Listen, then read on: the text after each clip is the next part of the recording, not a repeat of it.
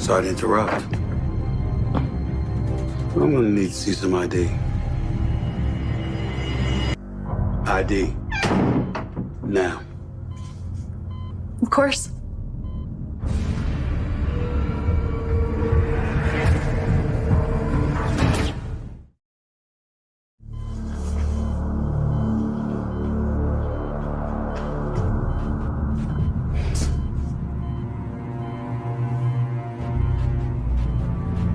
Yeah. I got a body here you guys might be interested in. Hey, yo. Welcome to the Everything Is podcast, ladies and gentlemen. I am your host, CT Chidi Bang. I'm here with my tag team partner, Chris the Most High, joint roller Ayatollah himself. What's good, fam? Bro, I'm gonna need to see some ID. ID, goodness. Oh, brother, he's the funniest nigga ever right now, boy. Yeah, Stephen A. Smith, man. Listen, man, you know me, I'm not the biggest fan, but he cracks me up. I can't help but say this nigga cracks me up, bro. So, yeah, I figured I'll put that as the cold open because I forgot all about that. I was like, oh shit, it hit me. I'm like, yeah, he did have a guest appearance on General Hospital. Nah, we not no guests. We are recurring. My name he's come not up in on the show anymore. He was like, recurring for a little bit. You know how soap operas. I'm not sure if you know. You might have a guest appearance, but it's not gonna be from like whole season. Like you might. He wasn't on there for a whole season. He's dead. They killed Bricks. They killed him off. They killed Bricks. I don't know for sure. I think they killed him. I mean, he might pull, but soap operas. You might. Oh, he didn't really die. They can bring him back if they want. But yeah, we're gonna be talking today about Stephen A. Smith and Nick Wright's beef. Chris is gonna put me on game for what's been going on because I've been following it like slightly, but I don't know the complete ins and outs of what's going on with them. And yeah, let's see who we think is right. Is Nick Wright? Does he have a point, or does Stephen A. Smith? Is he completely justified in the way he covers sports media? Well, I think so. So first and foremost, to give a little backstory, this all media hoopla. To Stephen A.'s point, people may have had some inklings or may have said something, maybe privately or maybe within their group chats. But to Stephen A.'s point, since he got paid, it's been niggas all over the place that have been shitting on the name that he had built up to get to where he's at. So like this isn't a fictional character. This isn't this isn't a wrestling name, right? This is like Stephen A. Smith is my name that I have, like my birth name. I built this up. My credibility is behind my name. Since he got paid, however what? Just like John Cena is his real name. John Cena also has a regular life where he's a fellow human being, and then he hypes himself up when he's on screen. I think that's more akin to Stephen A. Smith. He will go and hype himself, like go over the top with his character on First Take and his his shows, the like. So that's what I see with Stephen A. Smith. But in this rare occasion of that person being a real person, when we have the crossover, right? Think of John Cena on Total Divas. When we saw the non-wrestler John Cena, that nigga dick. He's a. So then you start to pay attention to what wrestlers have been saying previously. You know what I mean? So now now it's your choice to not believe into the character that's presented, but also to the man that is, because in this case, in the John Cena case, and the Stephen A. Smith case, when those lights are on, absolutely it's performative. But again, how I built my name up, how I got there, how it became marketable, reputable, it's due to the work that I put in. And nobody can discredit, just like Stephen A., nobody can discredit the work that Cena puts in. Nobody can discredit him being the first one in the gym, last one to leave, shaking everybody's hand, autographs, doing the make a wish. Yeah. He does it all for the company. He's the quintessential company man. As Stephen A has now put himself into that same realm for ESPN. And I think there is a real yin and yang to this story realistically, because there is a lot of adulation, there's a lot of praise, there's a lot of um, um, justifiable recognition, but there's also a lot of same justifiable disappointments with the rise and the pedestal that Stephen A represents right now. Being the black man to run ESPN when Stuart Scott, rest in peace, was so frowned upon for being black and being himself and bringing the flavor and bringing Mhm. flair. Like, when when he's looked at through his contemporaries as an outsider for what he brings to ESPN. Now there's a black man essentially up top with Pat McAfee, because we can't forget about that boy over there.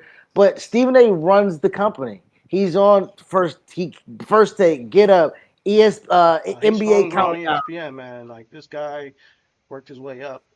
And but some would say, he is sort of the narcissist, and the ways that he did, work his way up, came with a bit of, tap dancing for the higher ups, saying what they want to say, how they want the things covered, and maybe that's the way that you play the game. Freaking Triple H, He's always been the game player. yeah, he Yes. married the boss's daughter, bro. Like, and I'm not sure, so Stephen A. Smith is gonna play the game in the best way he can to put himself in the best position. He said it himself. I want people to do well. I just don't want them to do better than me. So with that mindset, you know who you're dealing with. You're dealing with a guy who looks at things a certain way. When it comes to this media landscape, it's more of a competitive thing for him. I mean, but why wouldn't it be when the thing that he has attached himself to, which is sports, has all like I, I listen to Dan But Levitard a lot, but the I was sportsman. just about to bring him up. I'm about to say, but Dan Levitard, he doesn't Nah, come we off don't as fuck out of competition. here. No, we get fuck. But that's the and the that's the reason why I do believe Dan is a walking mat. That's Mm, why right now it's the Dan Levitard show with Stu Gods, but Stu Gods is doing his own thing, right? Dan Levitard's show with Stu Gods is funded by DraftKings, but Stu Gods got something on his own with FanDuel. okay. That is a competitor. Those are competitors. But because Stu Gods has been a part of the rise and the creation and the infrastructure, he created a radio station. He helped launch the audio platform. His name's attached to the 20 years of that run. It's Mike and Mike. It's Mike and the Mad Dog. Those two are synonymous with each other, but Stu Gods never got his credit. Yeah. Stu Gods is the court jester, right? Stugas does not get that I am a fucking I'm a radio I am a radio creator. I create ad revenues. I create marketing. I do that. Like he comes from that lineage of radio. So when things shifted, a part of him went missing, right? When things went to the video portion of it and they were on ESPN and they lost ESPN radio, right? When that thing shifted and now Dan is the lead guy. Which again, when things happen, everything falls on Dan. Nothing really kind of comes back to Stugatz. But in the way of what I'm saying is, even in within that relationship, there is a competition. So to your point of Dan not wanting to be that person, he falls victim to it. Yeah, He he I think ab- there's. he ab- he I think, absolutely. but one of my point is that I think there's absolutely a way to fall victim to being the guy who's trying to do the best work and not look at it like, oh, I could be the only one to succeed or the only one to be on top at least. However, because this is capitalism. This is capitalism, baby. Like there is going to be a competition. It's going to be forced because who when we need to make cuts, who's going to get cut? When we want to give somebody a salary bump, who's going to get the bump and how much? If this is just the reality of it. But I'm just trying to put into perspective the two thought processes that you can still make a living and still grow a platform with, like Dan Lebatard, and not be that guy. You have a Well, choice. well, to Stephen A's point though, like so he did this. So he said it to your point. He said that he wants to be the top dog, which I'm not about to limit nobody from doing that. But he also said that he worked his ass off to the point where outside of getting his money, he couldn't do an outside interview without calling somebody and asking. Like, and we all have jobs, we all have but when he looks at Pat McAfee and Pat McAfee is licensing himself out, Pat Exactly. McAfee does not So you have the don't jerk. have you He don't do. tell him what to do on his show. You Yeah. can't tell him what to do with his show. You can't tell him how to move. He can do college game day. He can go to WWE. He can do SummerSlam. He can jump off goddamn K. He can do whatever he wants to do. So now, unfortunately, I don't mean to throw race in here, but you looking at somebody coming into his house again. To you just said, Stephen A's a homegrown guy. I'm a homegrown guy that got fired, got cut, came back, and then rose the power in the last 14 years. Right? It's not even that like first take used to be a vehicle just to get to things. Like that, like when we're talking about producing television and the rock. Now everything's a vehicle to first take. That is a shift that will absolutely erode an ego. It will absolutely inflate someone who's already aspiring to be the top guy. So then when you make things revolve around me, and he's also known for lending the helping hand, and he's not really scared to give out the power, and he don't really hoard it realistically. All he just want to know is that he the top dog and get paid like it. And to be honest and to be fair, I cannot there is nothing that I can say about that because as Dan does not do the same thing with DraftKings, there can be a situation where there's not a return on an ROI for DraftKings where it don't make sense, and now Dan and his infrastructure is floating by themselves. And I don't believe Dan is equipped for something like that. That's why John Skipper's not there. That's why Stu God's is not there. That's why Billy Gill is not there. That's why Chris Whittingham is not there. They all left to go get different life rafts Yeah. because Dan does not have that acumen. I don't think he has that shark mentality, and I kind of like him because of that. That's me personally, because he is a good person. He's like he's not like this guy who's gonna say like, push, push, push, gimme, gimme, gimme. It's to quote Tupac from yesterday. And I think we need more people like that. Now, granted, in this world, it's gonna be tough for people like that, 100%. And there will be times where you got to figure it out in a way out of no way. You got to figure out how to make the next leap. You're going to lose people along the way because some people are going to want to go and get the bag. And this independent shit is not for the weak. It's not. And Pat McAfee, he's a savant. He's figured out a way to build something out of nothing, and now they're partnering with an independent uh, business in the Pat McAfee show, but Dan Lebatard could do the same, but he also has to continue to grow, and not to say that that I'm trying to even compare him to Pat McAfee, but I'm saying it's possible. It's possible that he can still find a way to continue to grow the Dan Lebatard show. And Stephen A. Smith is also seeing these things and starting his own independent stuff too. Because yeah, you did it the corporate route. You did it and you listened to them and you didn't do all the interviews you wanted to do. And you didn't just have, say whatever you want on their show. And you listened to your bosses to cover what they wanted to cover and what they didn't want covered. So now you abide by that rule, and you get your contract, and yeah, you're not going to have the freedom of the guy who came in on who built his own platform, who happens to be the biggest sports show outside of ESPN at the time, so it just happened to be the market shift. We went to independent media, and ESPN had to evolve. Them as an organization had to evolve and bring in Pat McAfee, or else you're gonna be in the Stone Age by yourself, and with Stephen A. And we're like, oh, we don't want to watch First Take. That's going to be your only like linchpin, which is the First Take and Stephen A. And which I'm not sure if that's enough. And I mean, again, to your point, First Take got to where they got to based off of, let's be honest, not really the reporting and the nuts and Yeah, bolts of the game. They got into, and again, now we talking about lamenting something. Dan laments Stephen A for how he transformed sports journalism. exactly. And to your point of the growth of Stephen A or the shrinkage of Stephen A, whichever one you want to talk about it, going through the route of being a journalist and then being a licensed columnist to give his opinion, he feels emboldened to do so.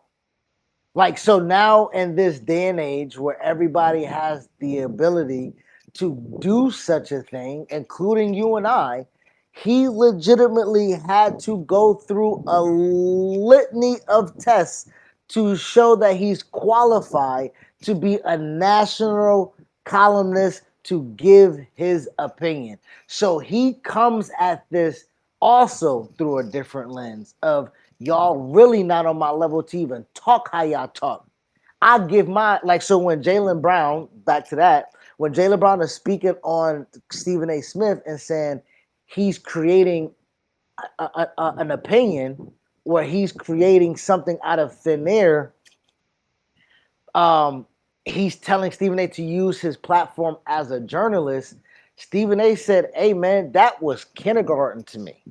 I graduated to first grade as a columnist. Then I graduated to be a pundit. Then I've graduated into now I am all encompassing. Whenever I want to go back into my bag of tricks, best believe I can become that." And And to be clear, you're talking about Jalen Brown, the Jalen Brown, the basketball player for the basketball Boston player Celtics. for the Yeah. Boston Celtics. Yeah. So, yeah, they had a little tough, a little tiff, a little spat. I know Jalen did, challenge him to a debate. But if you can give us a little timeline of what happened with them, I was curious. Yes. So the it started back when Jalen Brown won the NBA championship in 2022. Him and the Boston Celtics, they finally won a championship in 2022. But previously, before then, there have been talks, rumors, again, sports television, of saying you need to trade one of the two of Jalen Brown and Jason Tatum. You need to trade. Can you win with both Jalen Brown and Jason Tatum? And a lot of people have always speculated on that relationship of the two. They never really seem to be quite close. They never really seem to be out with one another before. Kind of like how we look at AJ Brown and Jalen Hurts. Okay. The fracture of that relationship matters because they were the godfathers of each other's children, AJ Brown and Jalen Hurts. So Really? when Jalen Hurts is not at AJ Brown's wedding, that's why it's reported on because we're like, that looks away. Yeah. You see what I'm saying? So It's with more than that idea, just, work issues now. Like it might be something personal behind it. so with that in mind, thank you for getting me there. With that in mind, this season, Jalen Brown played majority of the season without Jason Tatum. Jason Tatum tore his Achilles last year in the playoffs.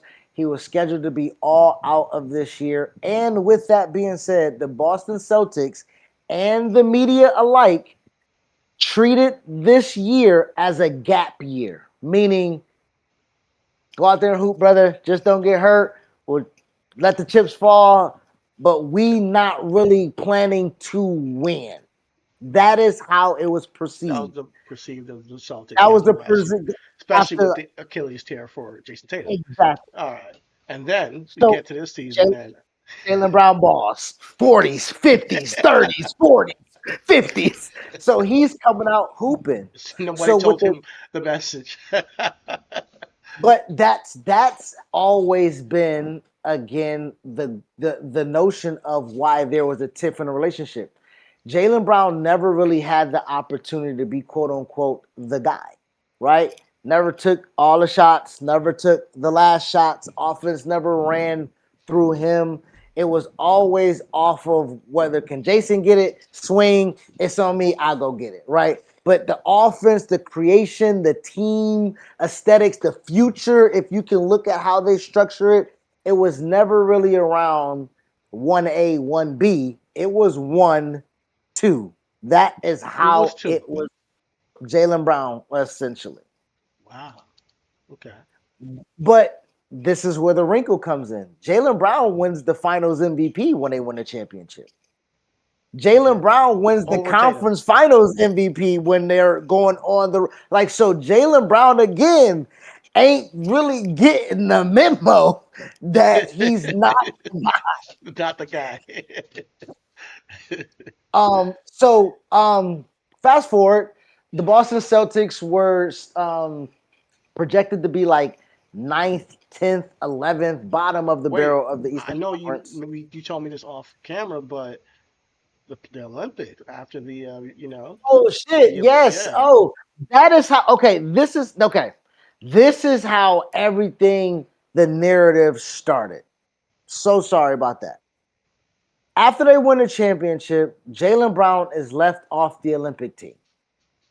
Right? After winning MVP. They after winning MVP, after winning the championship, and so not only was he left off the team, three of his teammates were on the United States team. Oh, Jason Tatum, of course, because yeah, of course, he's the guy. but Derek White and Drew Holiday. Right now, Before we move on, I gotta ask you, it, from your opinion, is that the way it should have been? From no your opinion, is that okay? Is it fair? Is it like or is it like there's some politics involved? politics, Okay. politics as usual, like Jay Z said. And Politics so as with usual. and so with that, thank you again for leading me there. When that happened, Stephen A. Smith was one of the people championing Jalen Brown. Okay. That's not right. That ain't it. Grant Hill, director of USA Basketball, make it right for 2028. Matter of fact, if I'm Jalen Brown, I don't even want to play for y'all in 2028. Like, legit what Stephen A was on his platform, on First Take, during the summer of 2024. Let me ask you a question. I know I'm just keep throwing in questions, but That's I'm just fine. trying to clarify That's the fine. context. Has Jalen Brown ever spoke about this? This being, They yes. snubbed from the Yes. Olympics. So he actually had a conversation with Stephen A. Okay. So Stephen A reported on First Take during that time of championing Jalen Brown, but also stated and said, hey, what I'm receiving, the information that I'm receiving, is that Jalen Brown is not received well in Madison Avenue, which is the corporate headquarters, NBA Boston, yeah. headquarters, Oh, the NBA bosses, right? headquarters. Yes, yes. Not his team. He's talking about NBA Not headquarters. NBA. Oh, okay. He money where the money goes, how the marketing, Okay. like he's not perceived as one of those guys that they want to get behind. Now, a lot of people were asking why I put that information out there. Stephen A was adding context as to why that political strife is why Jalen Brown was left off of Team USA. And I Jalen want Brown to used to ask you another question. Why? Why would that be well, the narrative on Jalen Brown? Jalen Brown used to be a Nike. Okay, so this is why AU and sneaker companies and everything like that kind of like warp youth sports and the Okay. money behind it and everything like that. Jalen Brown used to be a Nike. Jalen Brown used to be a Nike guy. He used to be under the Nike umbrella. He used to be a Nike athlete, I should say. This is during college. No, even in the NBA, he used to be a Oh, Nike athlete. so He when used did it to be a start? Nike. It started in the NBA. He used to, yeah. Well, he used to. I mean, when he got into the NBA, that's when you get Okay, your because sometimes endorsements you and know stuff like that. NIL. I'm just curious. Yeah. No, All right. this is before Okay. no, Okay. he Okay. before Yeah. NIL. 10 He years before, ago. Yeah. About yeah, nine, yeah. 8 years ago. Okay. Got you. So when he gets into he's endorsed by Nike. He's a Nike athlete. Team USA or USA Basketball is ran and funded by Nike, right? Okay. No, that makes sense. When the Kyrie situation happened, early in 2021, I would say 2022, 2021, 2022, Kyrie was also a signature Nike athlete, meaning he had his own shoe. The Kyrie had a line, had a brand. So when they put their contract from Kyrie, when Nike put their contract from Kyrie, Jalen Brown stood in solidarity with Kyrie, used to put tape over his Nike checks and Oh everything like man. that. And so like, he stood They firm took, with his guy. but for the audience, they kicked Kyrie off the Nike because of his comments on He didn't Israel. even have no he didn't even have no comments. He just posted, he retweeted a link of a video on Amazon. No Oh, caption, okay. no nothing. But what it was something that could have been perceived as anti-Semitic, as that documentary that he shared Okay. was had a lot of anti-Jew stuff, Black Israelite stuff in there. And if Okay. you pay attention to the Black Israelite stuff, they don't really, we the true, you know what I'm saying? The true ones, you know what I mean? So that caused a really, again, monetarily monetary strife within the NBA, as we kind of seen what controls. And if you pay attention, the narrative of Kyrie at that time was pushed by Stephen A. At Yeah, that time. he was You know what I'm very saying? So anti-Kyrie. Yeah. very anti Kyrie, which Stephen A has back. Stephen A has had retractions, Okay. right? And Kyrie is one of his biggest ones, and that's of recent months, where he's been on his own platform and he's been on ESPN, and he's called to, I apologize to Kyrie. He was ahead of his time, even when it came with the COVID vaccine, because that's what it really was. The Yeah, that was bad. anti-Semitic.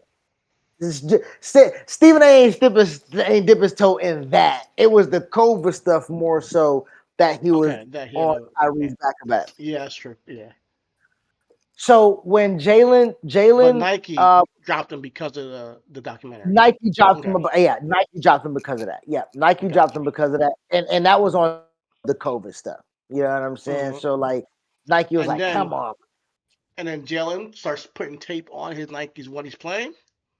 yeah, yeah. When All it's right. now, So he. yeah, All right. So he has a moral bone about, okay, I'm contracted to wear these Nikes out here, but I don't fucking support this what they did to Kyrie for his tweet.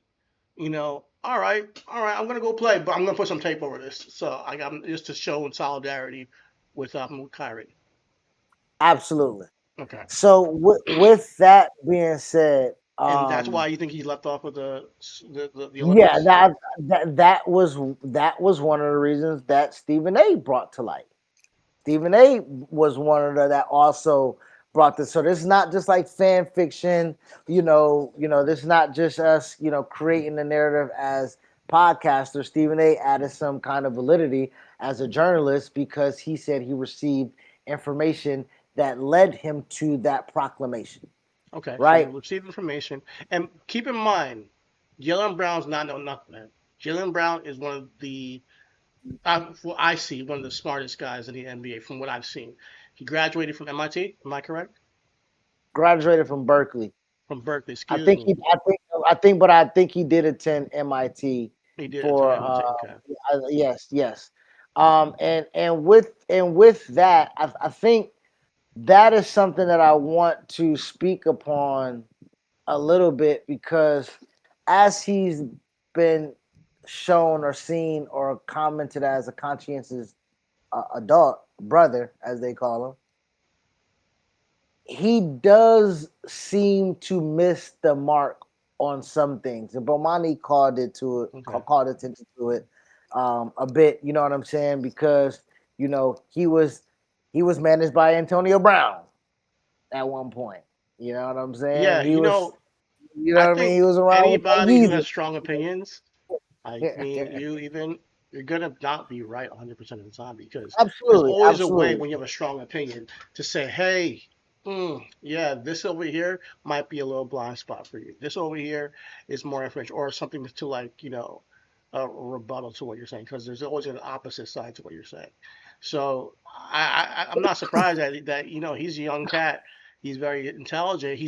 My point is that he's unproblematic, but for some reason they Yes. treat him like he's problematic. Well, Stephen A was trying not to. Stephen A was giving him game, and that's what he was trying to Okay. say. Okay. Hey, Jalen Brown, I'm letting you know that people who may talk to you in your face a certain type of way, or how these owners might be, or how your GM, or whatever the case may be, the reason why there's no Gatorade, the reason why it's no State Farm, the reason why it's not this or not that is because they look at you as a threat because you're smart. That's what Stephen A said. Mm, That's what he said. What Jalen Brown had a problem with, he said, state your source. You can't just mm. say on TV that somebody texts you that they got a problem with Jalen Brown at Madison Avenue, and that's what you just throwing out there. And Stephen A. Smith was like, "Hey, brother, I don't know if you know this or not, but I die before I give up my sources. That's what we do. I can't, I don't give away my sources. What I can tell you is that under great, if you extend me the credibility, under I can assure you that my information is good, right? They had a conversation. They spoke before. It's on Stephen A. Smith. It's on his channel on the Stephen A. Smith show. So that happened. They Jalen kind Brown of and Stephen quote A. Smith. unquote, yes, Okay. yes. And So this is that recent kind or of was a long time ago? this was within the last 2 years, Okay. within the Okay. last Okay. since the Olympics, Okay. since the first reporting. Okay. Because Stephen A. Smith, like he says, I'm always available. Gotcha. Jalen Brown, like you say, let's have a conversation. They did it on camera. Got it. So they've had that conversation. So for the past couple years or whatever, it's kind of been, they won a championship. The next year they went back to back. They tried to go back to back. Jason Tatum tore his Achilles, and now we bring it to this season. Stephen A. Smith is champion Jalen Brown again. Hey, Mhm. he's my MVP candidate. I don't know what y'all paying attention to Jalen Brown, what he doing over there, but he my MVP over there. Hey, pay attention to Jalen Brown. Nobody thought Boston would be nothing. They number 2 in the East. Jalen Brown, my MVP. He's saying that on First Take. I'm watching it. Yeah. I'm Yeah. watching it. Yeah. I'm so he's saying it. The season ends. Season just ends. They're in the playoffs. They're the number 2 seed. They lose to the 7th seed, the Philadelphia 76ers, who've been an injured team all year long. And Boston Celtics had a 3-game to 1 lead in the best of 7 series, and all they need to do is win one more game. They lose 3 straight games to blow Damn. the Boston Celtics in franchise history first ever 3-1 lead. As Jalen Brown is the top lead dog, Mhm. right? As And that what team happens, was it again? Sorry, can you repeat the team that beat them? they beat the Sixers. Okay. Yeah, the Knicks beat the fuck out them, swept them Yeah. niggas, Yeah. swept them niggas. For real. So Boston lost to a team that Yeah, that got was it. swept the next round, my nigga. That's what we trying to say. For real. So if we put it in context like that, nigga, you lost to a trash ass team, nigga. So Do you think they with lost because was Tatum there? And he made it back, Tatum, right? Tatum played a few games. Yes, that's the Okay. narrative. Tatum played a few games. He hurt himself. I don't think he played game 6 or 7. So the Okay. last 2 games were just on Jalen, from what I understand. But the scuttlebutt and the thing that a lot of people are like, what's happening in Boston is that Jason Tatum was going to give it a go for Game 7. But because the calf and the Achilles is such a connection of an injury, Jason Tatum was a 30-minute scratch before the game. So the team is probably, or Jalen or whatever's preparing that, like, we about to just fucking go war together or whatever the case may be. Jason's not there. Fuck it, I'm dolo. They lose the game, lose Game 7. I think about 2 days later, couldn't have been more than 2 days later or 3 days later, Jalen Brown does his stream. He streams, he goes, he streams on Twitch or something like that. I'm not sure. I'm pretty sure on Twitch. Okay. He streams, and on his stream, he says, hey, let's just get into a chat. Let's just get into it. You know, I know it's disappointing and everything like this, and I'm paraphrasing. But, you know, the year that we had, it was probably my favorite year that I had in my career. You know, with all, you know, the face that you made is the face that the world made, my nigga. Like, Really? what are you talking about? So, to Stephen A's point, hey, bro, I get paid to talk about you. I don't get paid to talk to you. When that goes out, this is a producer thing. Producer goes to pretty sure Stephen A. Hey, we talking about this, Stephen A. Like, you goddamn right, we're talking about this. Mhm. So they talk about it. And Stephen A. Smith tells Jalen Brown, that's a bad look. That's a bad look. For you to have been a finals MVP, for you to have won a championship, for you to finally have gotten over a hump or whatever the case may be, and this season to where you lost the 3-1 lead, but you played all season without your best man, and you led the team in scoring, you had MVP candidacy, you say this is your favorite season? It's a bad look, bro. Is That's this his what's first time being a candidate for MVP? yes, absolutely. So my thing is, wouldn't that be make sense that this is one of his favorite years? Because this is one of the first years he got to show who he is as a main guy. So, with that being said, are you showing that you're a main guy for who? Your team or for other suitors? I think he just all he said was that it's one of my favorites. He's not saying that. I mean, he's showing that he's a main guy because he had to. It wasn't like he said, no, guys, make me a main guy, then did it. No, there was an injury, circumstances. You know, he went and did it, right?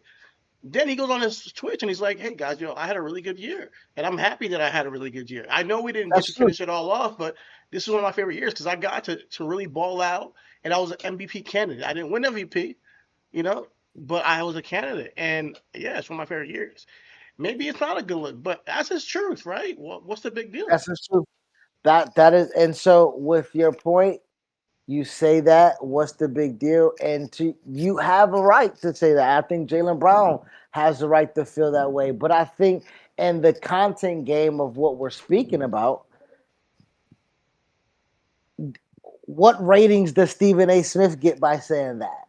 Yeah, exactly. He's not going to come out and say, yeah, good What job. you know, and He's what going to say, it's not a good look, and and you shouldn't have in said that. television, right? So, and I probably didn't do Stephen A. Smith justice.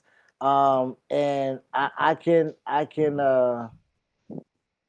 get this is exactly what Stephen A. Smith said to Should I share your is this screen? it?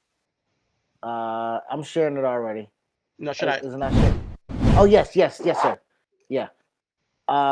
This is what let me pause it, raise the volume, big screen, and Jalen Brown responded on X when Stephen A said what he had to say, and this is what he had to say.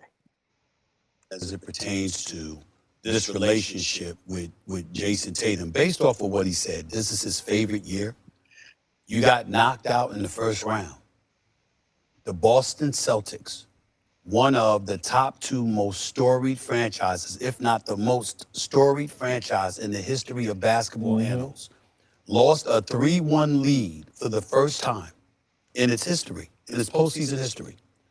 And its star this season, and one of its top 2 preeminent stars over the last 7 years, goes on camera 24 hours after losing, not 6 months, not 8 months, not the next season, 24 hours after losing a 3-1 lead, and says this was his favorite year. 3 games at home. 3 games at home. Now, you can't do that. And oh, by the way, you want me to make it worse, Mike Wilbon? Kendrick Perkins just pointed out that Jason Tatum hasn't appeared on Jalen Brown's program. You know where Jason Tatum was? Right here on First Take. Jason Tatum. So in other words, Jalen Brown, Jason Tatum showed up on First Take before he showed up on your damn show. So he's been inflammatory, right? I will say he's been. And the quote above it, I didn't hear him say it, but he said, you you should be quiet or else you're gonna get traded, something like that. Oh, sure. Oh, yeah. Let me. Oh, I can. Yeah. Let's continue the clip. Yes. Oh, okay. Let's continue that. Okay, it's in there. It's in there. And then this is the stuff that just flying over your head.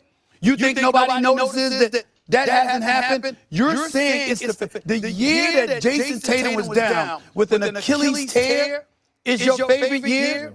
The year that Jason Tatum had to sit out this pivotal, this closeout Game 7 because of the injury incurred in Game 6. That's your favorite year? The year that you lose 3-1 of all the stars in the history of the Boston Celtics, you the only one because you were driving the bus. Ain't nobody pointing to Jason Tatum. He was sitting. Right. He was sitting. He was in street clothes. You the only one. The only star in the history of the Boston Celtics that ever lost a 3-1 lead and surrendered it, and that's your favorite year. Why? Because you and your teammates developed better chemistry and camaraderie?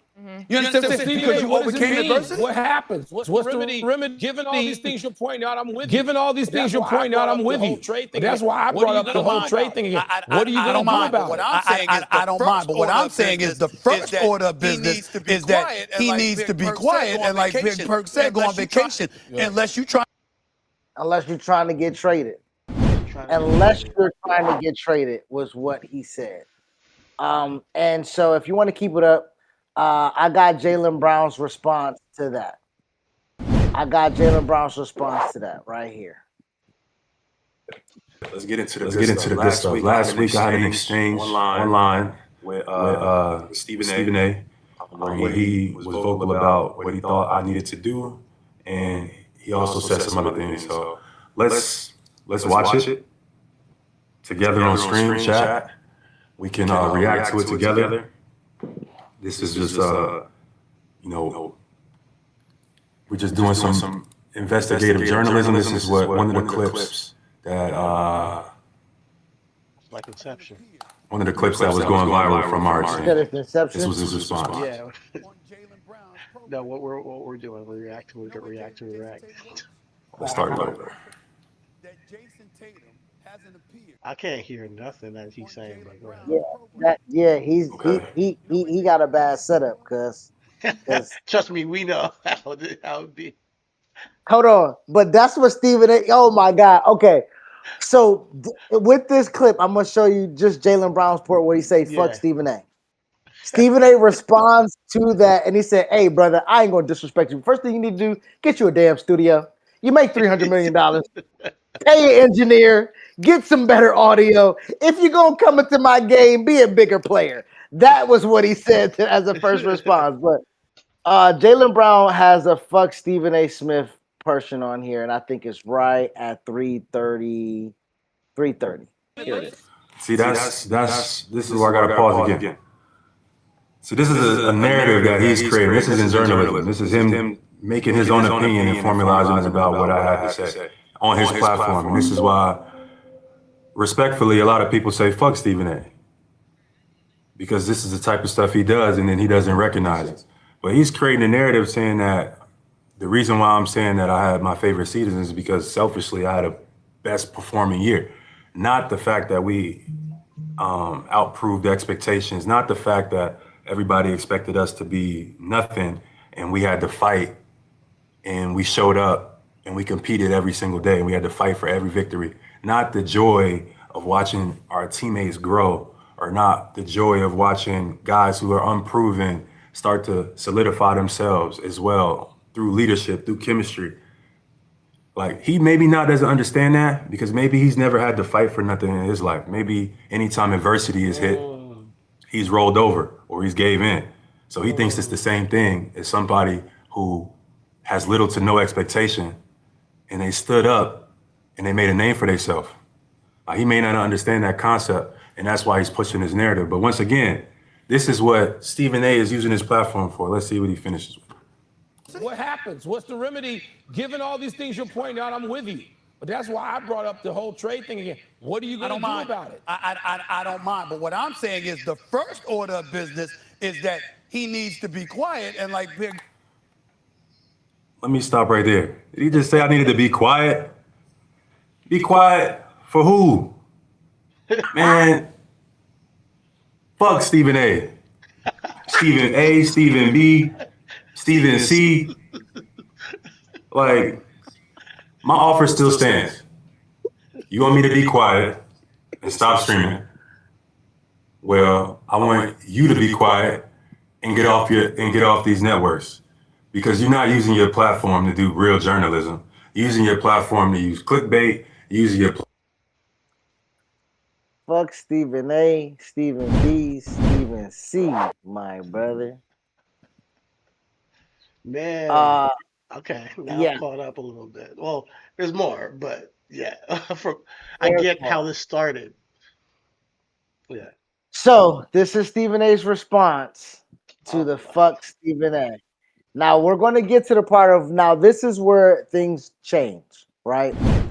Stephen A's response to Jalen Brown now then leads to Nick Wright and leads to Dan Lebatard and leads to now this leads to the mafioso, the mob boss thing that gets thrown on him. That's when this. So you hear this, and then you take it, and then you hear how it sounds, and then you tell me if you get the same vibe that them niggas was throwing on my man. Okay. Let me see. Because Jalen Brown said he's not a journalist. He said he's not using this platform to be a real journalist. So this is Stephen A's response. But in the end, Jalen Brown, be careful what you wish for. You really want me to start reporting on that level? You understand? Locker room? How the organization might think about you? How the city may feel about you? How Jason Tatum may or may not have feel about you? Sneaker deals, endorsement deals, the list goes on and on. The season is over, bro. You on Twitch trying to do what I do. And talking about me needing to step away. It makes no sense. I'm not being disrespectful. I'm simply making the point that it is not wise, after 24 hours of having your season over in the first round, for you to be coming out talking about that's your favorite season. It ain't the smartest thing in the world to do. I wasn't trying to be disrespectful. I was trying to sit up there and look out by letting you know this is not a good look. It's not wise. That's all. And I would have respected Jalen Brown more, Big Perk, Jay, had he come at y'all, had he come at everybody who said exactly what I was saying.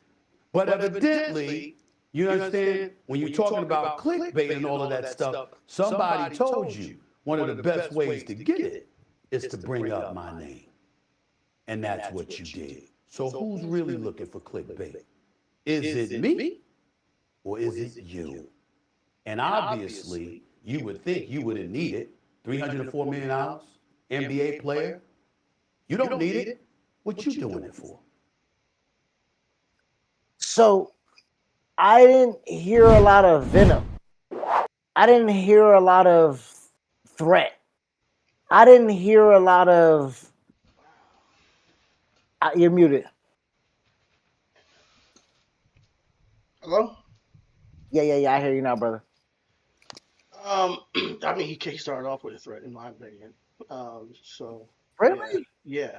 First of all, he's acting like I didn't mean no disrespect, and I said he told him to stop talking. Let's be real, like, come Yeah, on. he said it's not. Yeah, he said it's not. He said it's not wise. Like, But stop. but but but that's why he said fuck Stephen A. You don't tell me to stop talking, bro.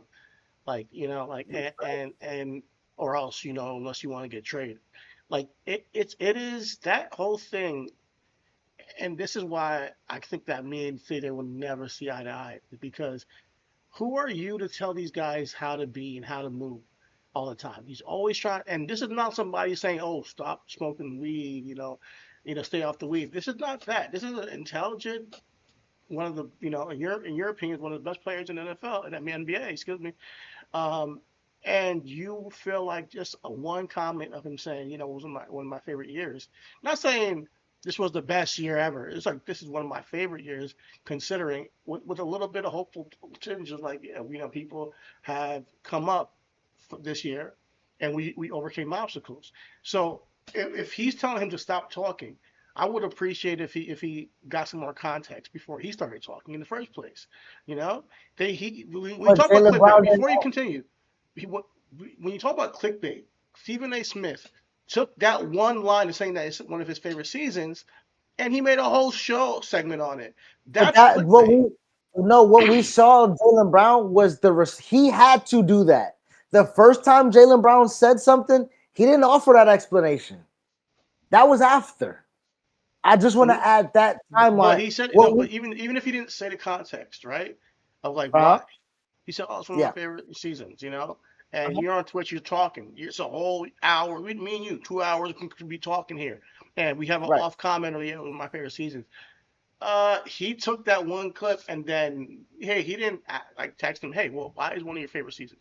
That's what Jalen Brown is wanting. Hey, hit me up. Why is it one of your? And then you get the context. Now you go on to the first take, make a whole segment. What he did is say, I'm going to assume what he meant by that, just like everybody else, even though I have his number.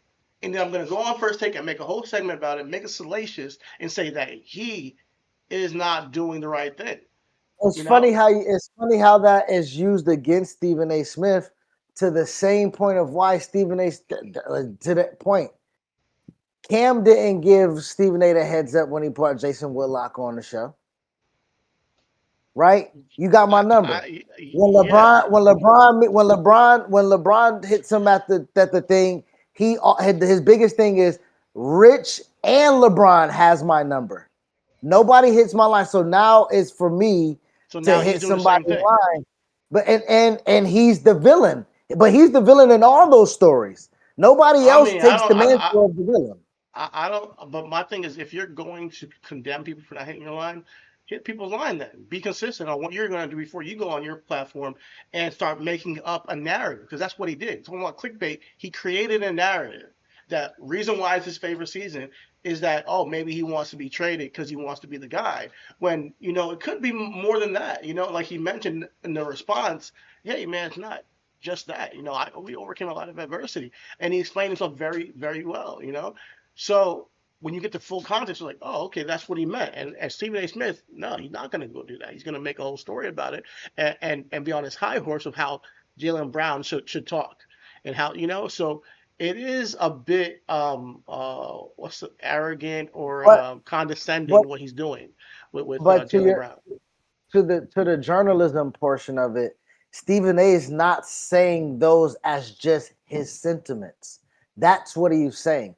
As Kendrick Perkins, who's also a former Boston Celtic player and champion, not of the same regime of Jalen Brown, but Kendrick Perkins, hey, we got a Boston Celtic group chat. That was not acceptable to us because, again, it's always been a Jason versus But Jalen thing internally that we've always kept in house. but they also could, in the group chat, invite him in and say, hey, what was that about?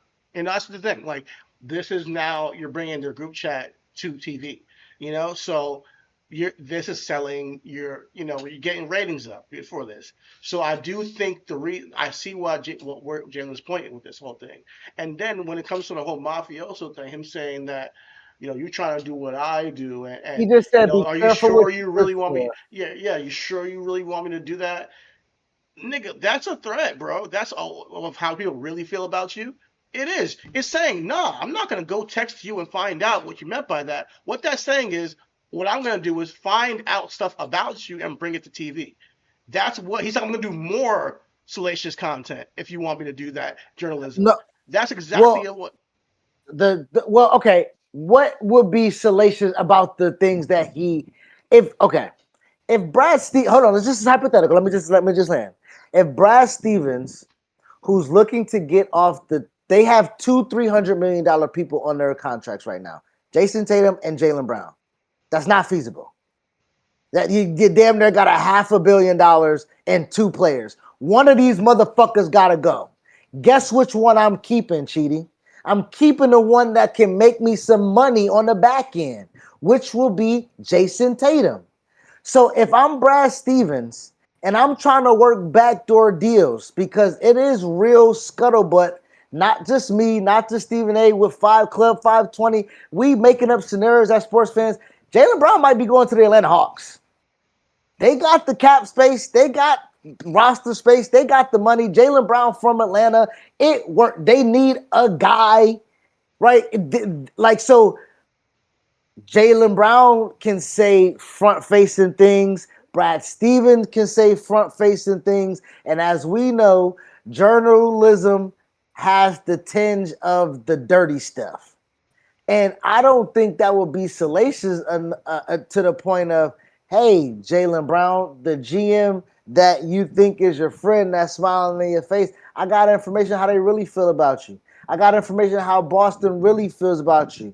Boston may be tolerating you, but they don't feel like, and I don't think that would be something that would be considered I'm not gonna salacious. sit That would here. just be bringing that to your attention. I'm not gonna be sitting here, and it is that's salacious, bro, because he doesn't have to do that. I'm not gonna sit here and act like Stephen A. Smith did not put a threat out. He just threatened the guy. Go back to the very beginning. Like, are you sure you want me to do that? That's not.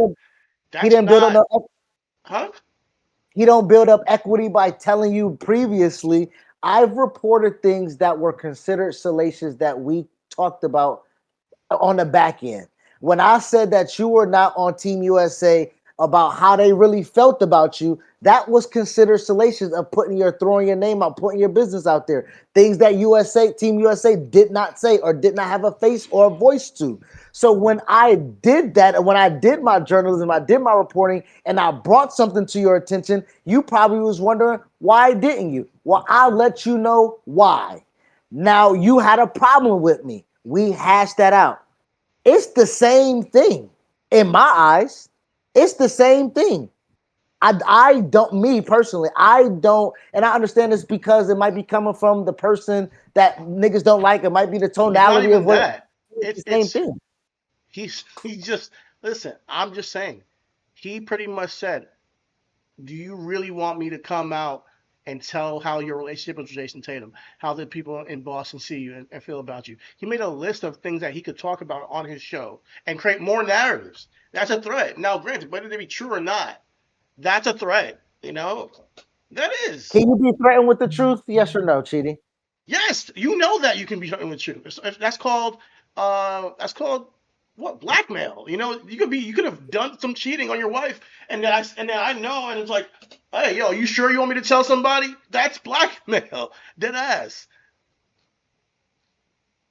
Y'all niggas, y'all be putting smut on my man name. That's your man. That's your man. I'm just But I don't saying, think that's like, smart. I think even to you put seeing him saying blackmail. that is a threat. I'm not saying that blackmail. I'm saying know, that I'm saying that what if the truth can be used as a threat? It can be blackmail. That is it. Yes. That is exactly what blackmail is. So yeah, the truth can be used as a threat. So we And have mind you, also, the truth through telephone, through Stephen A. spins his lens, might not be the truth. He might hear something, and yeah, I could take one sentence the owner said to me, and it might be, I could blow it up to when the owner didn't mean it quite the way he said it to me. It could be way lesser of a like, yeah, we're thinking about who we can keep on contract. We got a decision between Jalen and Jason Tatum. I do think that Jason does offer something on the back end, but we're still discussing it. He can then be like, oh, they want to get rid of you. Like, that's exactly what he can then do, which is not necessarily the same sentiment. Well, I yes and no, because let's tie something in. Let's tie something in then. Let's use another Stephen A. centric thing that me and you have previous conversations about that has been brought back up in the zeitgeist of how Stephen A. Smith reported on the Colin Kaepernick thing, right? And Wait. Are we going? Are you before we get to that? Because I know that there's. You want to talk about that? I want to know if you want. I'm flowing right now. I'm flowing right now. I just want Because to. I know I'm Nick flowing right Wright. now. We haven't even got to the Nick Wright shit. All Fuck right, go Nick ahead. Wright. I'm flowing right now. When we're talking about disseminating information, when we're talking about a smear campaign, when we're talking about blackmail, when we're talking about it's not quite not reported that way. We didn't know to the extent of why Stephen A. Smith was so hard or harsh on Colin Kaepernick during that process of him trying to get back into the league. When we hear new information from another reportable, um, another Reputable source, source. reputable source of how messages can be brought to you and pushed as a narrative or supposed to be pushed as a narrative, but you might not take like so. And I'm speaking on Van Lathan. Van Lathan brought up and how he worked in TMZ and Rock Nation. To his point, he don't want to put it on Rock Nation that they were trying to get out a smear campaign on Colin Kaepernick. But as we listened to what people were saying, including Stephen A., it seemed to be a really harsh narrative being pushed on Colin Kaepernick. I don't compare those two, even though I kind of see those two in the same light. I have information, I'm reporting on it as such, and how that narrative is shaped is based on how I deliver that message. Stephen A. Smith has been incorporated with how that message was delivered with Colin Kaepernick. He was in the same with the Olympics, but the tonality was different with Jalen Brown. And in this case right now, is totally kind of in the same ilk of the Colin Kaepernick with less reporting. So the Venn diagram of this is where I want to kind of construct the conversation and try to break down where do you then what is in the realm of what when we're talking about reporting and then because whatever's reported clearly doesn't want to be I want to be clear of what my stance is on the Jalen Brown situation. I think Stephen A. Smith can report on whatever he wants, but people are going to look at him the way they look at him because of how he goes about reporting on it, however they want. You know, I can't sit here and see him say that on live TV to Jalen Brown and say that's not a threat. Now, it doesn't mean that you can't go out there and still find the information out and put it out to the public. Like that's well, he's well within his right. I'm not saying you're an evil person for doing that. I'm saying that I'm not gonna say that's not a threat. no, That's a threat. You know, I'm not saying. you know. What I'm just saying, not even evil. But what we're harping on with Stephen A. and the Jalen Brown thing is nobody gives him the credit for him champion the nigga and giving him No, props no, and credit. that's a whole separate I conversation. know, And but you're right. I it's do think he encompassing should. though. I It's think he should. encompassing. I think that should be brought up, and I think you're rightfully so. I do think that once somebody has a problem with something you say, and the first thing you do is say, "Well, I could say some other bad things about you, or about the situation," is like a little telling of like, nigga, like, why are you going to that route? You know, like, he clarified how he meant, and then but what the thing where things I think where it turned is that he is very arrogant and very condescending in the way he talked about him in the first clip. He told him that he should be quiet. Like, don't tell another grown man to be quiet. That and Jalen Brown was very, very poised in how he explained everything, and he kept going, and then he's like, some people say fuck Stephen A. Smith. Once he said, "You tell me to be quiet," oh, it's fuck Stephen A. Smith now. And once he says fuck Stephen A. Smith, that gives the carte blanche to Stephen A. Smith to then bring more animosity. See, Stephen A. Smith's not going to be the type of guy who's going to be like, oh, okay, I see, I heard what he said. Let me clarify what he meant. So how was he supposed to receive fuck Stephen I'm A. not Smith? saying supposed to anything. I'm I'm saying just asking. I'm saying what's happening. How would you receive it with the power of knowledge? I'm just being human with the power of knowledge, and a Oh, not guy just is fuck Stephen A. threatening Smith. me I'm giving to him a tell call me. directly. That's what I'm Okay. doing. I'm giving him a call directly. Like, oh, it's fuck Stephen A. Smith. Okay. But what Stephen A. Smith does, he does, oh, yeah, I got him. That's what he does. I got him. Now I got a segment for tomorrow. So I don't even got to, that's what he's doing. But to your point, to your point, if Jalen Brown is as smart as we give him credit for, why do you give Steve what you mean for? He's smart. I think Jalen Brown is smart enough to. Here's the thing. I think he's to smart enough line to. Stephen A's pocket with content because he did. I don't think he cares about that per se. He wants to debate this guy. He also wants to give his clear opinion about this guy. That's why he has a Twitch. He wants to talk. Jalen Brown is smart enough to make content too.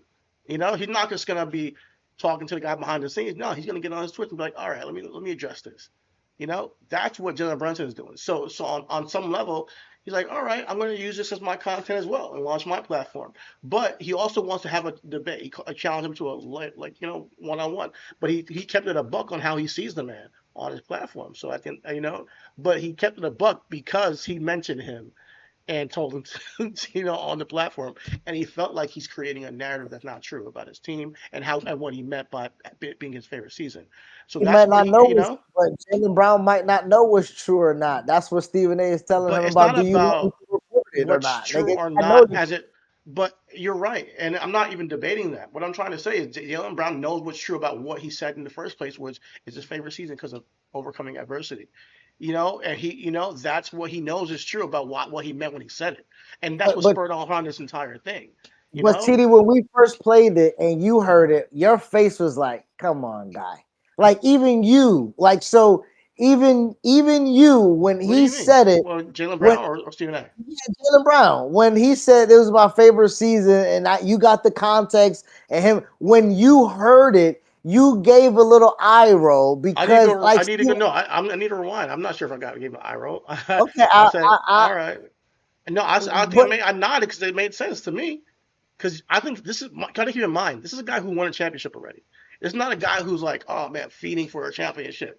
He's like, man, we had a great season. I had a good season, and people stepped up. We overcame adversity when people thought we weren't gonna be a good team, and we still proved that we still could, compete. but you lost to a That's a team that journey. was. That's a journey to get there though. But they still overcame odds. They still outperformed what a lot of people thought they were going to do this year because they didn't have Jason Tatum. But to your point, yes or no? Do niggas get so we have two different things that we're talking about. Do you praise the 42-year-old LeBron James for being 42 and playing at a high level?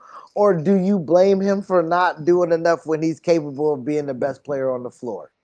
Right? I think you can do both, but you gotta have context and how you talk about it.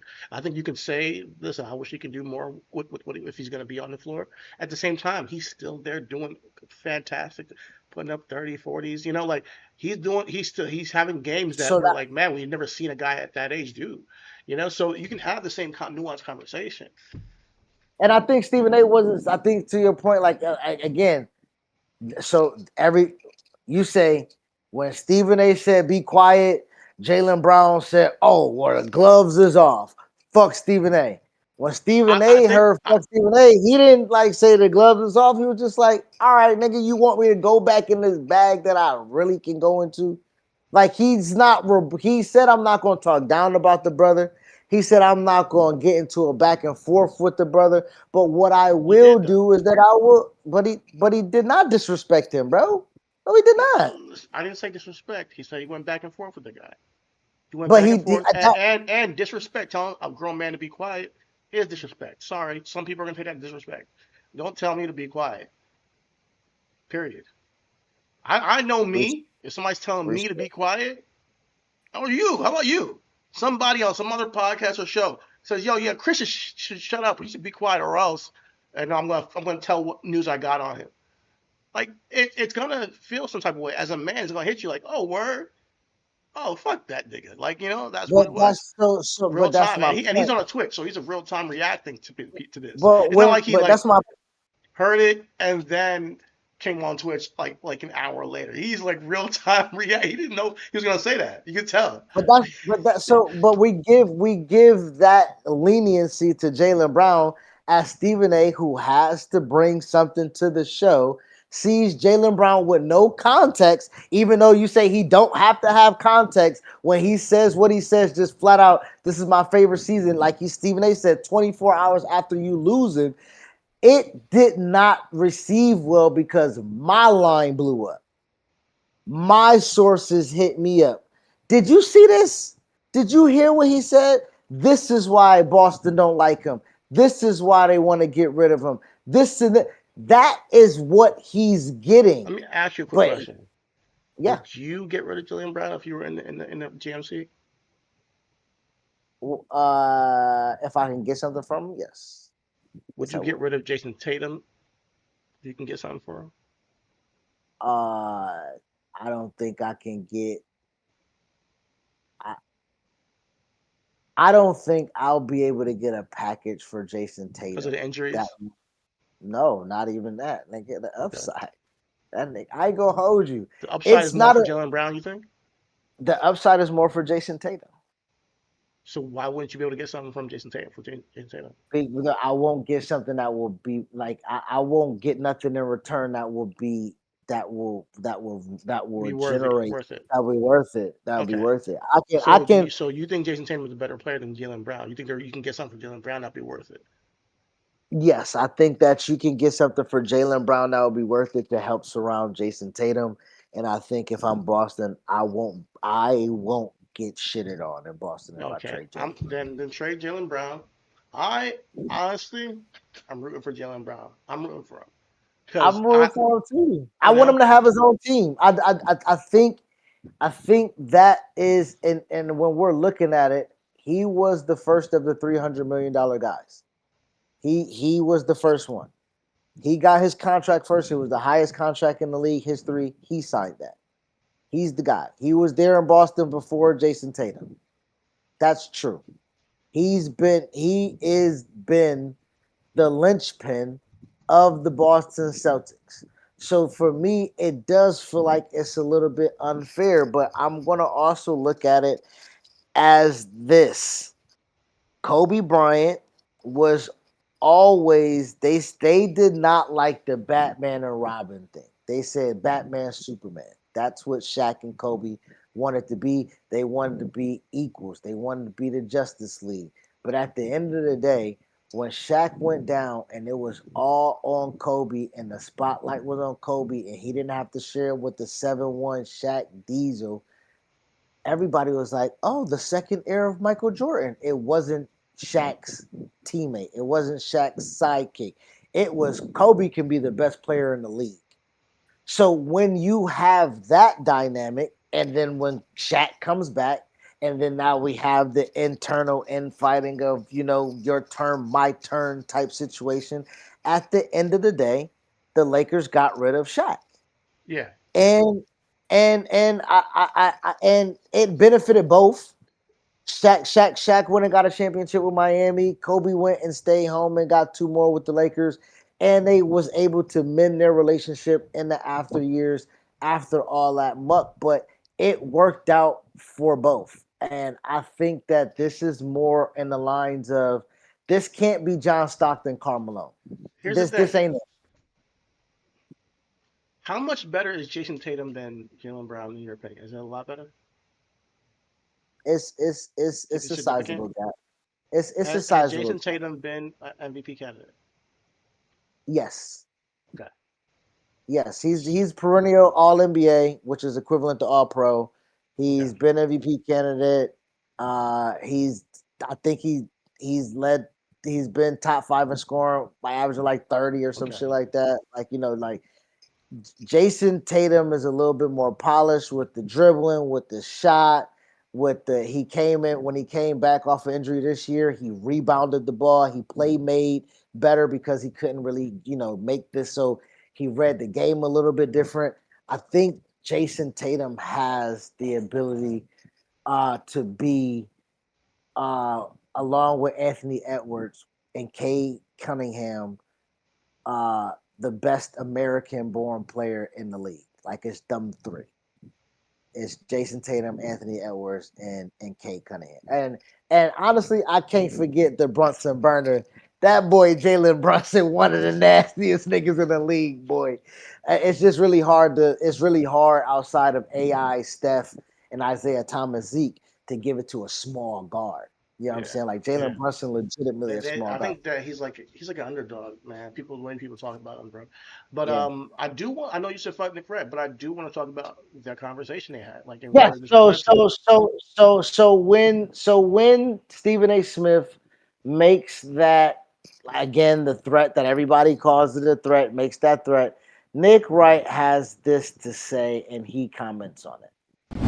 Once upon a time, Stephen A. was a legitimately great reporter. Put every level of work in imaginable. To where he's the biggest name in the space and still works as much as anybody in the business. At all times is working. But talking to these guys like you're a mob boss and they better watch what they say, there's harm in it. I know stuff. I know technically it's my job to report the things I know, but I know it and I keep it in my back pocket in case I ever have to use it like the big joker in a spades game. Give me a break. If you have real information about Jason Tatum's feelings about Jalen Brown, you should report it. If you have real information about the Celtics organization, how they feel about Jalen Brown that you're just sitting on, yes, you should report it. The answer is not. Go to the mattresses and escalate. And it makes all of us look bad. And also, here's the other thing. You're the only guy who does it. So when he makes that, and that's why I kind of wanted to bring up the Van Lathan thing and tie it in real quick, because when they say he has information you should share, if you have information how the league feels or how the team feels or how he did with Madison Avenue, he did with the endorsements, he did with the Jalen Brown stuff, and I said with the Colin Kaepernick, when he heard what the league was saying, when he heard what the owners were saying, he came back and reported, and we called him a coon. Yes. When he came back and reported it, he came back and said, "Hey, this is what they saying about you, bro." And we was like, "Boo! Don't report that. Keep that shit. Take that shit to the match." No, that's not what I was saying. I was saying, sound like a cool because of the way you reported. The energy you're giving, the way Colin Kaepernick is going about this, is completely subverting and taking the energy away from why he's doing what he's doing. And as a black man, I think that's criminal behavior because you got information from the white guys at the NFL or the ESPN and say, hey, report it this way, and you went out there and you reported it that way. When you could have been like, yes, they're saying this about you. However, I do get the reason why you're doing this, and look at this from I see where you're coming from and why you're apprehensive about doing the workouts in the way that you want. This is what Kaepernick is saying. This is what the league is saying. It's not don't report it at all. It's just don't just beat a man down the way he did with Colin Kaepernick. That's why I called him a coon. So did he never not in the same Jalen Brown thing? Did he never not big up Colin Kaepernick and why he did what he did and what he was standing for? Would you say if he did, it was like a footnote. I don't think, and to be honest, I'm not even sure if he really did. He would mention, yeah, police brutality is bad, and then move on. Go back and watch it. It's still on YouTube. Go back and watch his coverage on Colin Kaepernick. It was nasty to me, for real, considering what was going on. This is before, 2020, when we had George Floyd, where everybody was like, hey, man, it's obvious now that they're killing black people, who are unarmed unfairly. So I really do think that the way he covered that as a black man made him look like a coon. And I still stand on that. And even if it's true, like even if the stuff is true that they were saying, there's the way you go about it and the way you spin the narrative and make your money off of it. It says a lot about you. I think that's very unfortunate because if you say that it was a footnote, Right, I can't say that when they talk about Trayvon on ESPN when the Miami Nigga, Heat do I'm it. not talking about all that. I'm talking about this I'm specific talking about scenario. he. I'm Just talking because you about brought him. up Trayvon does I'm not talking absolve you about of being a him. coon in that moment. I'm talking about him. I'm talking about him. I'm talking about him and the other things of the elk of what we're talking about. I hate when you do that though. You just start saying, I well, don't this care, nigga. other I thing. do it. Yeah, I I'm do going it. and I'm going yeah, and I'm gonna I sit here do and I'm it. gonna I call it do it out. Well, because he talked it's a about fucking Trayvon, so it's equivocation. fine. Oh, well, No, he I talked didn't say about it's other fine. thing. Oh, okay. If you Yeah, didn't fucking cut me off, then okay. I would get my fucking shit off, nigga. I didn't fucking say that. I Okay, go didn't ahead. fucking say that. So All if you right, don't go fucking ahead. cut me off, nigga, I can get to the fucking point of the equivocation of why I fucking said that. Okay, go ahead. Fuck. Nigga, I hate when niggas want to say what they don't like about me, but when I say I don't like shit about them, we got a whole talk about that shit, nigga. I said what the fuck I said because I'm talking, nigga. All right, Like, go what the ahead. fuck? Finish what you said. Trayvon, right? Like, You can't say that what? because you can't say it was cool No, behavior I didn't because of Trayvon. Go ahead. That's what you said. say nothing about he can't say shit, nigga. Don't put fucking words in my mouth, No, cuz. you said I can't say that. Listen verbatim. I can't say that because when ESPN they talked about Trayvon. Go ahead, finish what you were saying. I'm talking about when we're saying footnotes. If he spoke about it in any shape or form or fashion on that network, I don't not call that a plus. I don't know how somebody receives in the manner of how he talks about it because I know before niggas like him talked about it, it wasn't being talked about at all. There was not nobody talking about the travesties of unarmed black killings until it was intertwined with sports to be put on a sports network. So when he's talking about in the case of the police brutality of actually in that space of time of the Mike Brown, of the Trayvon Martins, that's 2016. That is of the time. So that's why I'm bringing that. The Eric Gardners, when NBA players are wearing "I Can't Breathe" shirts Do you on the court. realize that it's not Stephen? That you can't ignore that if you're covering sports. You know what I mean? It's not like I can give him a ton of credit because he brought it up on ESPN. You feel me? I'm not. I'm I'm talking about not a saying that. specific person taking a stand against police brutality and Colin Kaepernick and him killing him for it. You know? So You like, said he killed him for it. We got different perspectives from that. I don't say you say he killed him for that. What I'm saying is again to what we were just talking about, the information and the narrative that he pushed, you don't like, and I can agree, but you say kill. The nigga was saying, are you better for the league in your message in a uniform or out of uniform? That's what I remember him saying.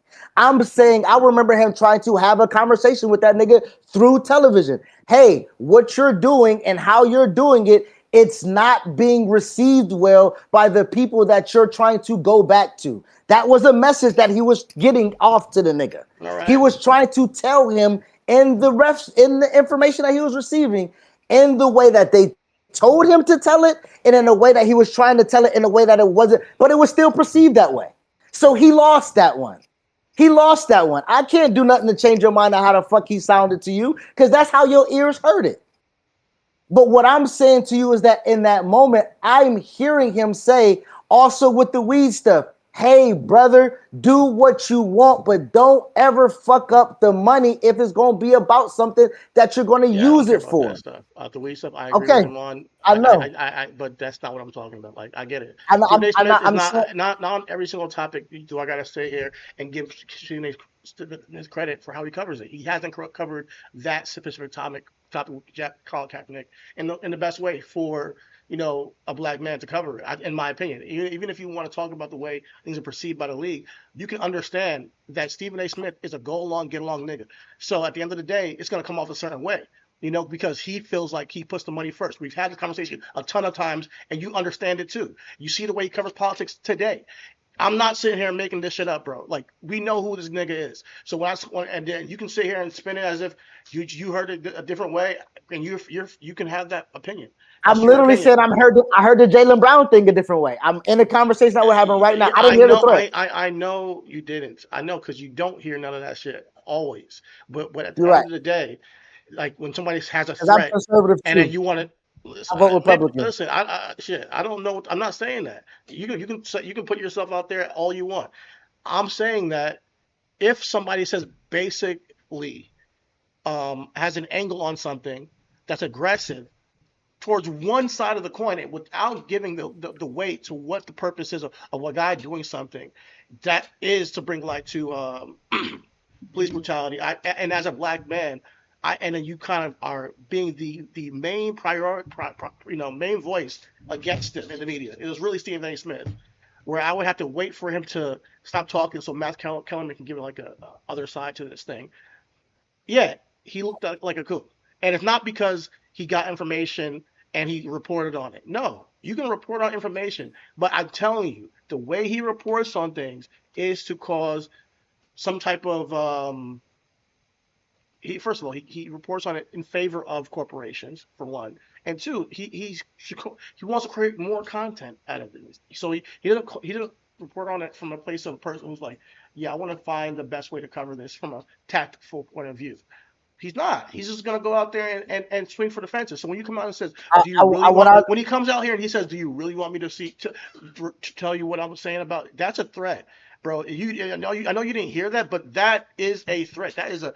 I'm not saying it's the worst thing in the world. He's the devil for it, but that's a threat. And the fact that we can't agree on like what a threat is, then I can't even really have this conversation.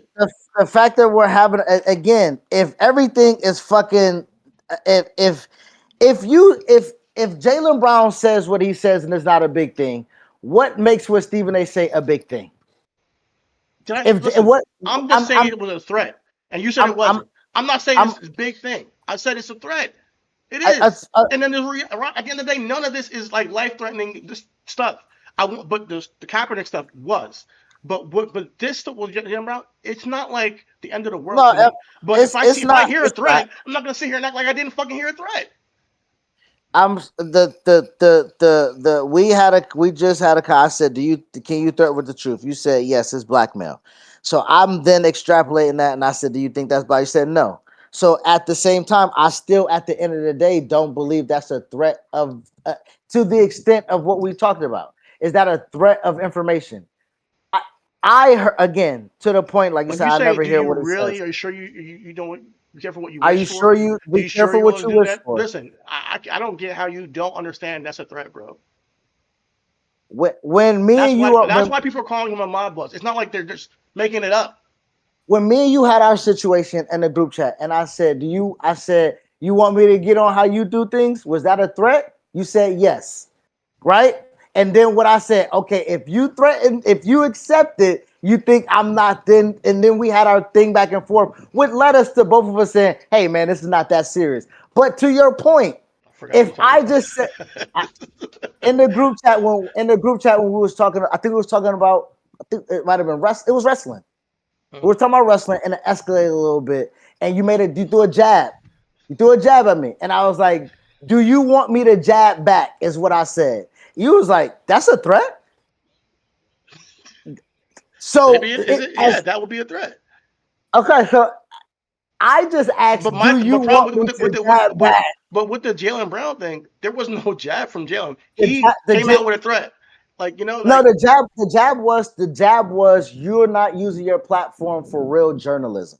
That was the sticking point.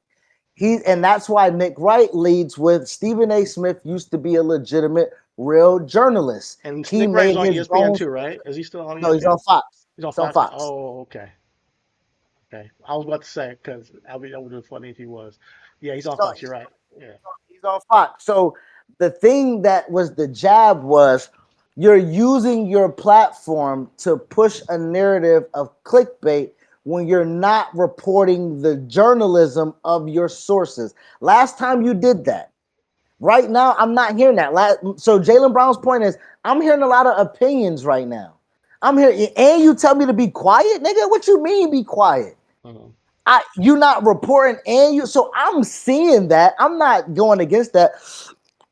I'm thinking the fodder is good when Stephen A. Smith comes back and be like, "Hey, man, chill. You want me to be a journalist? You want to know why Allen Iverson ain't talked to me for 8 months? It's because I had to report some shit." I had to do my job. Right, that's a real why Matt Barnes when Matt Barnes has a thing and he calls him a coon. When Matt Barnes, you didn't see what Matt No, I Barnes remember. Yeah, called I Stephen remember A. that. Yeah.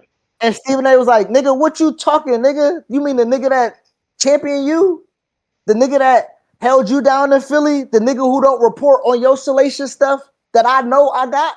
That's what I'm speaking of." Yeah, that nigga. As But you realize that nigga still could be a coon. Like it's like just because you didn't report my bad shit doesn't mean you're not a coon. Like that's what another thing. What he's doing right there is saying, "Oh, really? I got dirt on you too." Like I mean, that's the it's DJ academic shit, bro. Like this is what they do. It's really not. I'm gonna call it a bitch shit. Like it's not like a standing. It's not like man to man shit where it's like, you know what? I know he got his dirt, and I'm not gonna put it out there. is it dirt or It's is it like real news though? Is it dirt or is it real news? Like if if I Steven know Jackson, somebody's cheating. Listen, at the end of the day, if I know somebody's cheating on their wife, it's dirt, even if it's real. At the end of the day, I will then, as a man, say, "Oh, that's his business." I'm not even if I'm getting into a fight with them or arguing with them. I'm not gonna go on a public platform and say, "You know what I know about you? You better not keep coming back at me because I'll say it." Like that's bitch ass shit to me. If I have an issue with you, I'm gonna talk about the issue. Okay, why do you think I'm a cool then? Let's go. Let's talk about it. You know, not well. I did you a favor before, so that means that I'm not a coon. Well, don't say something bad about me. No, nigga, you can still be a fucking coon because of how you cover your topics. We talked about the Jasmine Crockett thing. We talked about the Kaepernick thing. I'm not sitting here and just trying to throw that out willy nilly on the guy. You know, like I'm not but dude, you cover things like a I know, coon. You also I are kind know. of a bitch when it comes to this media shit. When it comes to sports athletes, you cover it really like you are some like not saying he's like a mob boss, but like you're throwing out threats like yeah, I got dirt on you. I'll put it out there. Veil threats to people is bitch shit, and like just like Nick Wright said, he's the only one that does that shit, and he makes them all look bad, which is true. I'm sorry. How is it? How? All right, that's respect. Respect. Everybody looks every. So that's my point of Diana Russini because she fucking gets sources. Now all the bitches do the same thing. We all look bad But because she no, do that. but she said that, and there's truth to that. I'm not saying that it's right.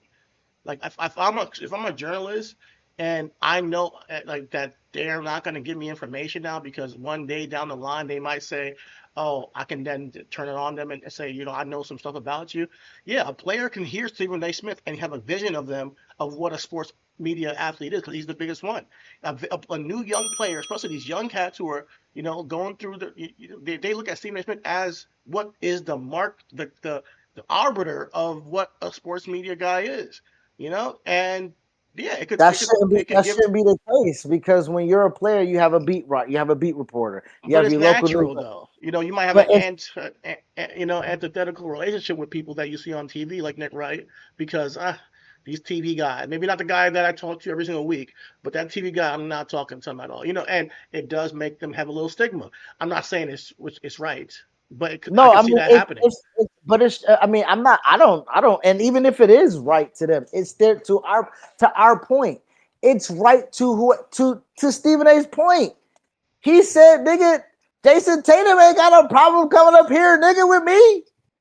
Like he's like that's the jab back. Like Jason Tatum does not look at me like that. LeBron might, Kyrie might, but I can sit down with Steph. KD might, but I can sit down with Edwards. Like he can, like with the power of the media and the power of the player, there is a power struggle. At one point in time, the players absolutely needed the media. As times change, the players do not need the media as much, but it's obligated in their contract to talk to the media because the media rights deal is now what gives them the $300 million contracts. That is the reason why it's important to have a player media relationship, but it's not important to either party. It's not important. It's not important for the player because I can have my own platform and do my own thing. And it's not important for the motherfucking media because, nigga, I can grab whatever you say on your platform and on your own thing and then make content on my shit. Like, so it don't benefit anyone. And that's not a Stephen A. fault or a player fault. It's with the Times fault. I'm not saying that No, the I'm not Times. saying you're not. I I'm think not. that's another conversation. I think you're right on that though. Like that's right, but I also think that Wright has a thing when you say, okay, you're a top guy, and you're operating in a way that's just like, just might be a little distasteful, might be a little bit But because cringe. what I eat don't make you shit, nigga. Then be you are the LeBron guy. Nick Wright is the LeBron guy. Like he has carved the lane out. He's admitted to it on the clip that he's like, I have a relationship with Maverick Carter. Maverick Carter's in the circle of LeBron James. I have a short, very vague relationship with Rich Paul. Rich Paul is the manager of LeBron James. When I see LeBron James, I'm cordial. So Nick has his biases as well. And with that being said, he gets information as well and it's disseminated. It's just more positive, but he has the same premise in how he does things and how he presents things and how he creates the narrative. So in the case of when he says But I don't think that's the issue. Is like getting information and disseminating information. It's more of no, the I know stuff about you, and you don't want me to say it type of vibe he gives off when he talks about these things. And you don't want me to say this, you don't want me to say that. Or do you really that kind of tough talk to these athletes, honestly, is all performative. Let's be real. Like, and I get you might have information, and but at the end of the day, like he does it for the salaciousness of it, the clicks, because that's what makes him the top guy. So at the end of the day, we all know how he gets down, bro. yeah, I mean to your point when to your point of the salaciousness is how he gets down. Because yeah, at the end of the day, you got information. Yeah, you can come out and say, "Oh, the Boston Celtics want to trade Jalen Brown," and that's the big whoop. Ooh, like that might be it. And that's just news. But what gets it to be salacious is, oh, I got something on you. Do you really want me to talk about relationship with you and Jason Tatum? And basically, he's saying, do you really want me to create a narrative? That's all he's doing. Like that's what he's trying to do. Like. But it's not a narrative it's not a narrative out of thin air is all I'm saying. It might be a narrative from a place of uh, uh, y'all got it. Y'all got it. You're right. You're right. I'm just saying It, that's it, what he's it, doing. I'm it's not even I saying mean like it, no it's just a way of going about it that people will respect or people won't. I mean But it will work for getting clicks and money. It definitely will work because people are like, oh, but what does he know? Like, and people but are gonna be like, oh, I it want to will see the also response. I want to see the response to this. Now here. but Yeah. it is so to your point, so to this, he's building up two economies, correct?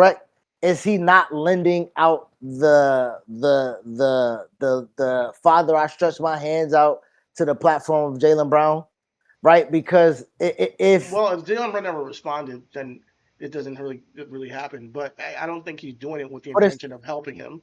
but I it's think the it does same thing as create, it's the huh? same thing with Gil's Arena though. When Gil Arena was doing and talking on about Stephen A. Smith, especially about the LeBron situation, Stephen A. Smith was like, "I'm pulling up," and it did wonders for Now, yeah, the if he business went on the of the. Twitch, that's Father I stretch my hands.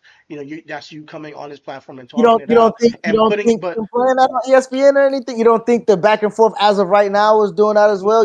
I I don't know think. you know But I'm not a it's one. conscientious, Put it this way. but it's Put it away. It's a byproduct of it for sure. But I don't think that's the intention. Going on somebody else's platform is like, yeah, I'm giving you the moment. I don't want to see Jalen Brown on First Take, and I want to see Stephen A. Smith on Jalen Brown's Twitch. That would be interesting to me. And Jalen Brown controlling the narrative, controlling the set. Like, all right, this is what we're going to talk about. That would be cool. So I don't want to see Jalen Brown I'm pull up to I'm him not again. He's done I'm that down already. on that. I'm down to see that. I'm down to see that part too at Jalen's crib. You Yeah, know what I'm saying? yeah. I'm He's down. already came to you. Now you go to him. Yeah, I'm down to see that at Jalen's crib. I mean, and to your point of the narrative portion of it, you know, when we talk about corporations and we talk about Cena earlier, and we talking about even when we talk about Cody or whatever the case may be, TKO is not a good company. The people who run TKO is not a good company. But I have to put on a front face, and I have to push this narrative, and I have to push this message that we are a family-friendly show, even though we are pricing out people and everything like that. Like, I have to be the face There's man for not that. many great big companies. Let's be real. Once you It's get to not. that level, you've done some fuck shit somewhere at some point. You've And made a so and choice so to and so undercut. Stephen A is used as the puppet, as the and I don't want to say he's used as the puppet, because then it's also a conscientious decision, because I don't want to seem like he's being controlled or somebody's made. But there, as he has a boss, right? He's not his own boss working at Disney. And when they say this is the narrative, there's not a lot of bucking back against that, unless you do want to be Max Kellerman without a job, Mike Smith without a job, Jamel Hill without a job, Kerry Champion without a job. And I'm not saying that those people don't have, I, because you love what I hate. What about ism? Them niggas got their own things too, and I know they on their right side of history about one thing. But what I'm saying is, it does now jeopardize all encompassing of what you got going on. I don't know what none of them other niggas is doing. I don't, and I don't know I saw if Max that the other day martyr. talking about Oklahoma City Thunder. I'm not sure what platform it was, but I was like, "Oh shit, it's Max." I was like, like, where is it? I wanted to follow though because I like Max. I do. I think he Max has is some. in that dark ass room with just two chairs and him and Rich Paul with a light, nigga. That Okay, shit look low budget as hell. but I'm not coming for the budget. I'm coming for like, look at us, we're low budget too. I Correct. want to just hear from people. I'm coming for the content. Like, I think he has a good way of thinking about things. And Jamel Hill, she has her way of thinking. But I reason why I have some like, um, I, I have some I have a respect for these people because they're willing to put it all on the line, and say, yeah, I'll get fired and I'll figure out my own way because I stood on the right side of history. And yeah, and this world is not easy to do that, and we talk about it all the time, making choices as human beings to create the world you want to see. And we do the same thing here on this podcast. We don't have to always talk about the things that we're talking about, but we choose to talk about the right things because, it's important to put it out there. And we're not always going to talk about it in the right way though.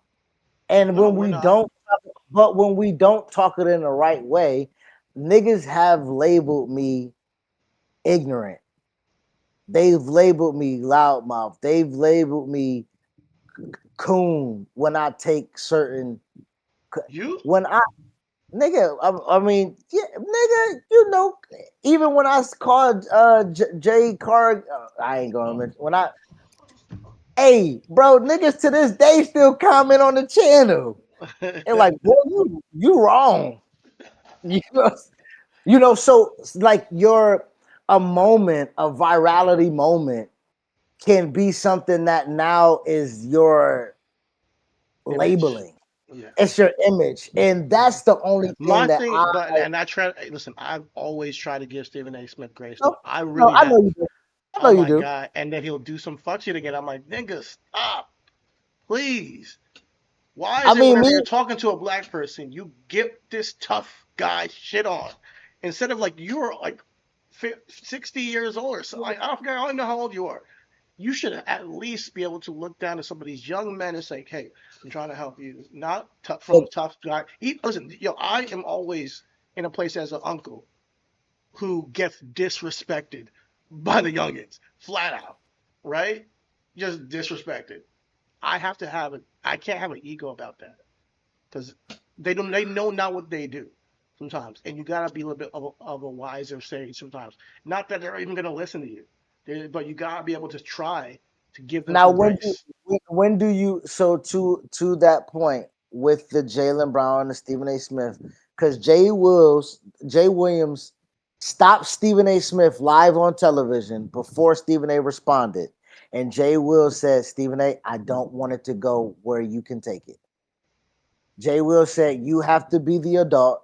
You have to approach Jalen Brown in a different manner.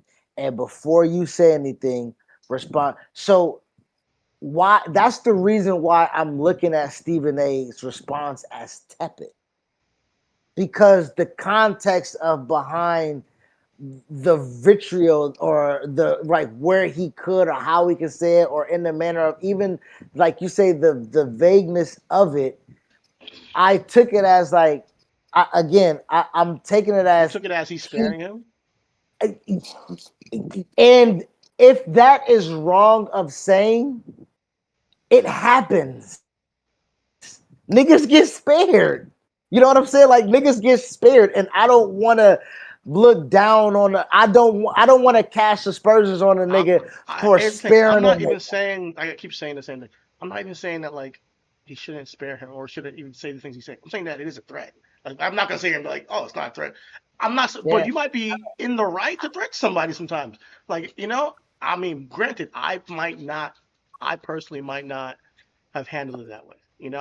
I personally, you know, I personally might have been like, all right, let me call this guy up. He's been on my show before.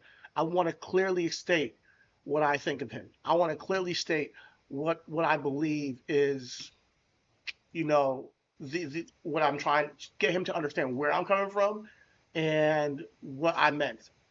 But to say, you know what, let me rub my hands kind of like I'm Birdman. Let me go on my show now and continue this back and forth because that's what's gonna make the money for me. It's different. It's a different way. It's a different approach. Now, is that the right or wrong approach? I can't say. Like, I don't know his current situation. He might need to do that for first take. It might be in a position where, like, yeah, we are in off season for everything right now, and I need to make something happen. I'm gonna go talk about this because it's all I got. And if his bosses want him to talk about it, that might be his choice. But if you go in, there's ways to talk about it still, and not necessarily come off like you're coming off as a mob boss to some people, like it's a threat. So he took offense to it. yeah, I did. He did. Okay, I didn't see it. Yeah, Okay, yeah. he took offense to it, and he's like, what? And to your point, creating a narrative, right? So he's getting some of his own medicine with this, right? He's like, why would you create this narrative when all I'm trying to and what all I'm trying to say is, hey, let me see if I got it right quick. Let's get I into think the good Stephen A. stuff. Smith All the is like kind of clickbaiters. like out Go of ahead, brother. touch. What you I say? think he's kind of out of touch. Like there's certain people who are just out of touch with how they come off. He's Kevin Hart. He's like No, okay. it's the black bourgeois, I I, guess. it's a little bit, but I guess you get to a point where you're out of touch with how you come off to people, you know, like, and it's not in the same way of Kevin Hart. Kevin Hart, I feel like you don't even get the point of what people are saying. Stephen A. Smith is more like, nigga, so many people have talked to you about how you talk about people and how you talk about things that you kind of like are uh completely self not self-aware, of how you come up because of where you're at. You like you can, and maybe you can because you can bully a little bit because you got information, but I don't think he's genuinely understanding how he sounds when he talks about Jasmine Crockett, or how he sounds when he talks about LeBron, or how he sounds when he talks about Colin Kaepernick. Even if his intention is really not to make it worse, he ain't doesn't sound like it. Like that's he so doesn't, and if it's always with so black people. It's always with black. When he talks to a white person about something, he's never having that venom he in his doesn't, voice. He doesn't, he doesn't, he doesn't, and it's and noticeable. to So like it's, I'm not sure why he does that, but it's noticeable. so to your to your point, when we talk about these things and we have these conversations, we kind of answer our own questions as we find out more information and we just talk, right? um if you just ask the question, you don't think that he gets how he sounds, right? We have two things. You have someone that is being rewarded for that, and we have someone, to your point, that has enough people in those spaces that are not yes men, but within the industry of which he covers that champion him, that he does not seem that he's out of touch or out of base. Because when we call him coons or when we call him that, and he defends himself with fervor, like, no, nigga, I'm a brother. I'm from Hollis, Queens. I'm a descendant of immigrants. Like when he was like, I don't know how to talk to black women. I got 4 sisters. Like when he's defending himself, it's really to like, I don't think either of us are understanding word, because that's why I know I might put on a cape for him, is because it does look a certain type of way when everybody is punching against everyone that looks the same. When you hear a way that Stephen A talks to Jasmine Crockett, and then we even hear like he might not even think he's saying something in the wrong way, but we still gonna call him a certain type of way or call him a certain type of thing. Also know that his paychecks is involved with William Endeavor, so he might not talk about Dana White slapping his wife as he's on the board of TKO, of the place that cuts his check. There are compromises of a man that I do give a little, because everybody has compromises. Americans, I mean, we keep talking about it. We're in an era of like there's a complete chasm divide, and the more you talk, the more you expose who you are morally. Not Yep, like, not like, oh man, just change, a difference of opinion. He just thinks that she's ghetto, and I don't. No, you start to reveal like, oh, you have painted her in this image, and you you are telling her to quiet down and calm down and not call out the president. That comes off in this world. Oh, you're on the other side of this chasm, and I don't vote with those niggas because it all stems from the top. Like these corporations are working a lot of times with the administration that we're under right now. absolutely, And if absolutely, you're working for absolutely. if you're working for these administrations and you're working with these companies, then you are like, hey guys, let's go along, let's get along, so we make some money while this guy's here. And some people are like, hell fucking no, I can't do it morally because morally some people are gonna die in the process. Some people are going to be losing their rights, their voting rights, and it's just as we talked about yesterday, a bunch of different things. So when he talks the way he does, you you're diametrically opposed with how he is, and his political leanings comes out. So since the Kaepernick situation, his political leanings came out, and I believe that's when people started to look at him sideways. Because then you have this white guy, Max Kellerman, who diametrically opposed and is on ESPN willing to call them out on their platform. Not call out ESPN, call out the police brutality and why black people would have and try to have some empathy with the plight of black Americans. So it then makes it a stark difference of like how this guy, and it's not like Stephen A. Smith is like, you know what, I see where you're coming from. No, he goes harder against that Matt Clement, and then eventually he's off the air. He pretty much fires him. So it shows that he believes this shit for real. Like he's dead ass. Like no, like I'm a capitalist and I am going to be on this side no matter what. It's not like I'm just performing as one. And I do think that when you're doing that, you are going to be way more kind to the people you think have money and can benefit your career than the people that can't. And a lot of the times, those people end up looking like us, and people that end up looking like, that can help you are people that don't like us. So, and I think people just call it out. We just call it out. And I think to the point of the and connecting it with the Kevin Hart thing, or connecting it with the maybe the Tyler Perrys or the 50 Cents, as we spoke about. When you get to that echelon and work with these people and work with these governments and get these tax breaks and make your money, and you put the veil of, well, I also uplift the black community by bringing such and such up or lending, it really does give them a shield that I myself fall a victim to, because there, and to your point, there's picking and choosing, right? This goes back to what we were talking about, NFL head coach or whatever the case may be. But it's a conscientious decision, like you say, to perform one way and then put your money and support it another way, which is really hard for me to know which one you really is. Because you can be about your money and get your money, and if you let it trickle down to people that look like me and you, or our sisters or our nephews or whatever the case may be, or if you allow Josh to get his platform up and running under the media company or whatever the case may be, Josh Smith, his nephew, somehow, some way is connected with Juju Gotti under the Lebertard Network. So like that relationship of Stephen A. and Dan will always be connected, even though they diametrically are opposed in how they do business, because the underlinks link and make money together. You know what I'm saying? Like the connection, and Dan is very intentional of having Juju a part of the staff because he looked around and said, man, there's a lot of white and Cubans here.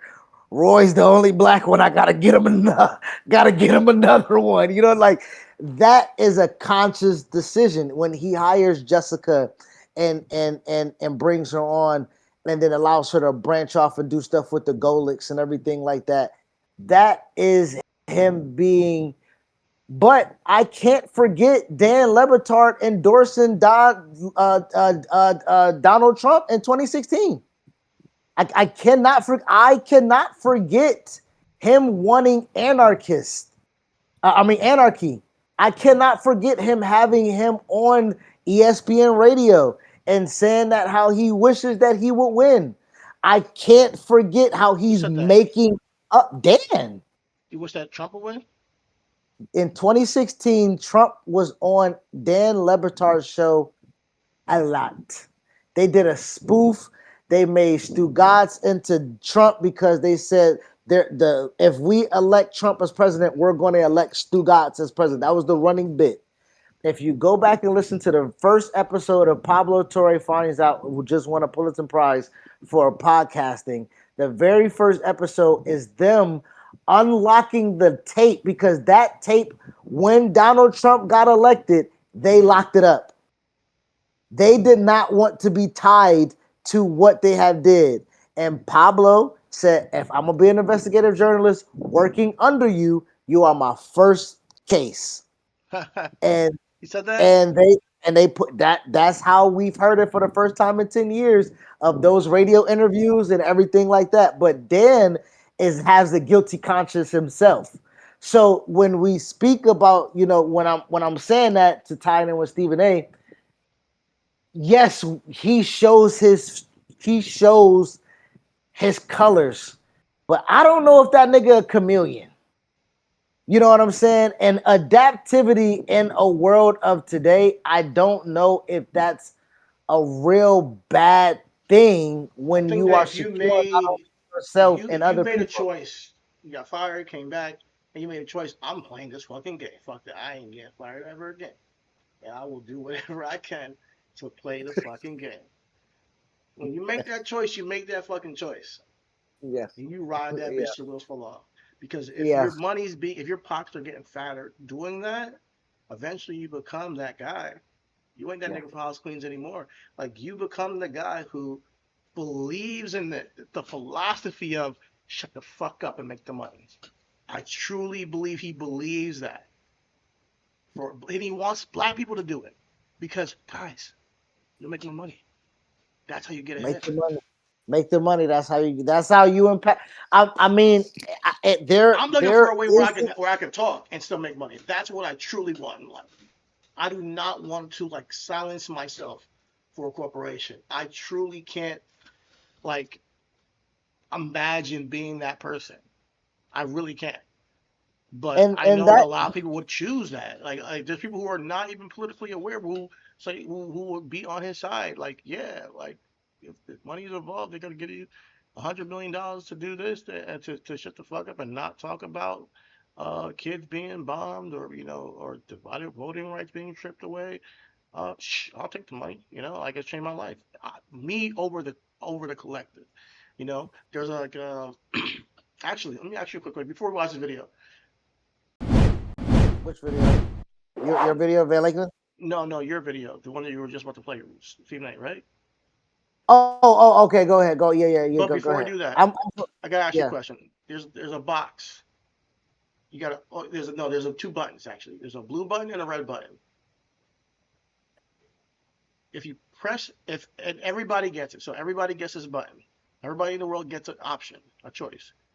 The blue button, if half of the people in the world push the blue button, more than half of the people push the blue one, everybody survives. But if you push the red button, you know you will survive. What button are you gonna push? If it's a blue button or a red button, if I push the blue button, I don't know I'm surviving with the blue button. Yeah, you don't know. More than half of the people in the world will survive. I have to choose the blue button for everybody to survive. But if you click the blue button, you're saving everybody. But more than half of the world have to do that. But if you hit the red button, only you will survive, and whoever, if half of the Oh, people don't, so I gotta choose the blue button and then expect other people to choose the blue button too for us to survive. yeah. Cuz you acting the wrong nigga. But this is a real good, interesting philosophy, and it says it reveals who you are to some degree. My sister, she says she's picking the red button. She's like, she got kids, I gotta stick around. You got kids, pick the red. Me, I'm picking the blue because I kind of don't want to be around people who are gonna be that But selfish. But but I see, want hold to on. also have faith in humanity, and I want to hit blue because I think that because I have faith in humanity. I love you, but I'm gonna be the house nigga, and I will risk myself, and I will sneak you lemonade when you in the field. Fuck. I'm a house nigga. Cause you talking about taking a red button, saving myself. I'ma save myself to then try to then save other people, but I gotta No, secure no, me no. first. We get smoked immediately. If if Oh, if that's more not than what you said. That's not what no, you no, no, no, said. no. We no. If you press the red button, you are okay with if they don't press it, they're dying. You're okay with half of the people dying in the world, and but you're saving yourself. You know? But okay, so I don't. So me pushing the red button and choosing myself is me saying I don't care if other people. Is everybody presented with the same opportunity to push the red button or the blue button? Let me actually explain it very. I'm gonna find it. I'm gonna explain it The to you. only reason I'm asking that is because I think if you talking about you All have right. faith in So humanity though, here's the thing. Uh, the rules. Everyone in the world privately casts a single vote. okay. 50% or more choose blue. Everyone on Earth survives. If 50%, if less than 50% choose blue, only the people who press red survive. So you can't save me after pressing red. Like I'm gone if I. So But it the says 50%. It say 50%. So you still got a chance. yeah, I still got a chance, but I'm saving everybody. If because mind you, like if over 50% press blue, everybody survives. Even if they press red, everybody survives. So I'm willing to save everybody on Earth. But if you're like, fuck it, I gotta live. You're gonna press red, and you're gonna live. But here's the choice: you don't know if your wife is gonna press the red. You don't know if your kids are gonna press red. You don't know who's gonna press red. That's the thing. Everybody gets their own choice. So that's an interesting conundrum, and you got to make a choice for yourself. What you think is going to I, be the best route? I love you. I love you, Chidi. But what I'm going to do is exactly what I did in the group chat for the fucking election. Hey, brother, what you voting for? Let's vote the same thing. Like what? I hear you, but I'm speaking from the vantage point of knowing humanity. And we just lived that in real life with the same colors. If we just had over 50% of people hit blue button, we all would have lived. We but all would have life. but then here's the thing: I don't want to be in a world full of reds, so I'm fine with losing my life. And mind you, it's not just Americans that have this choice; it's the whole world. So I do want to believe in humanity to some degree, and I would just pick blue. And I get it. Red people, I get it. You're relying on other people and the unpredictability of the choice of the world. But yeah, it's a I tough mean, I decision. mean, I'm s- and so I'm if we putting that in Stephen A's situation, if we're putting that in our situation, like in humans, I'm scarred, bro. Humanity and people and life circumstances are too unpredictable for me not to know and have clarity that I'm gonna be okay. Because if I'm not okay, then nothing else is okay. Well, You know what I'm saying? yeah, Like, yeah, yeah. For Mr. Beast, he put it out as a poll on X, and the conclusion was that blue got gained 56% of the vote. So this is a microcosm of what this will be.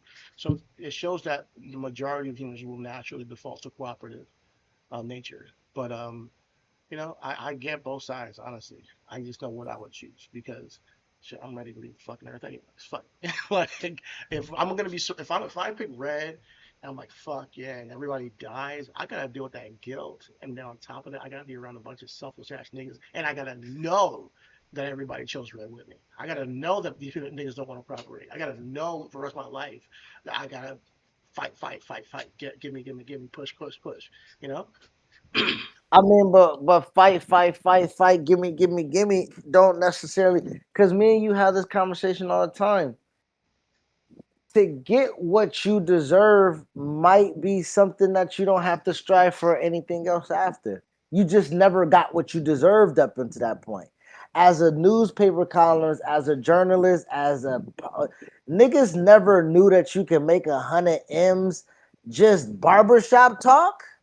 Now, I'm not saying I gotta defeat everybody or anything like that, but at the same time, nigga, Troy Aikman said, I'm not coming to ESPN if I ain't getting Romo numbers, nigga. Period. CBS gave that nigga 16.5, nigga. I need 17. What's up? That's just the nature. That ain't necessarily selfish. That ain't necessarily me trying to beat my man out. He got what he deserves from what CBS gave him. And ESPN, if you think I'm worth the same thing, nigga, you gotta match it. And with that, I'm not sure that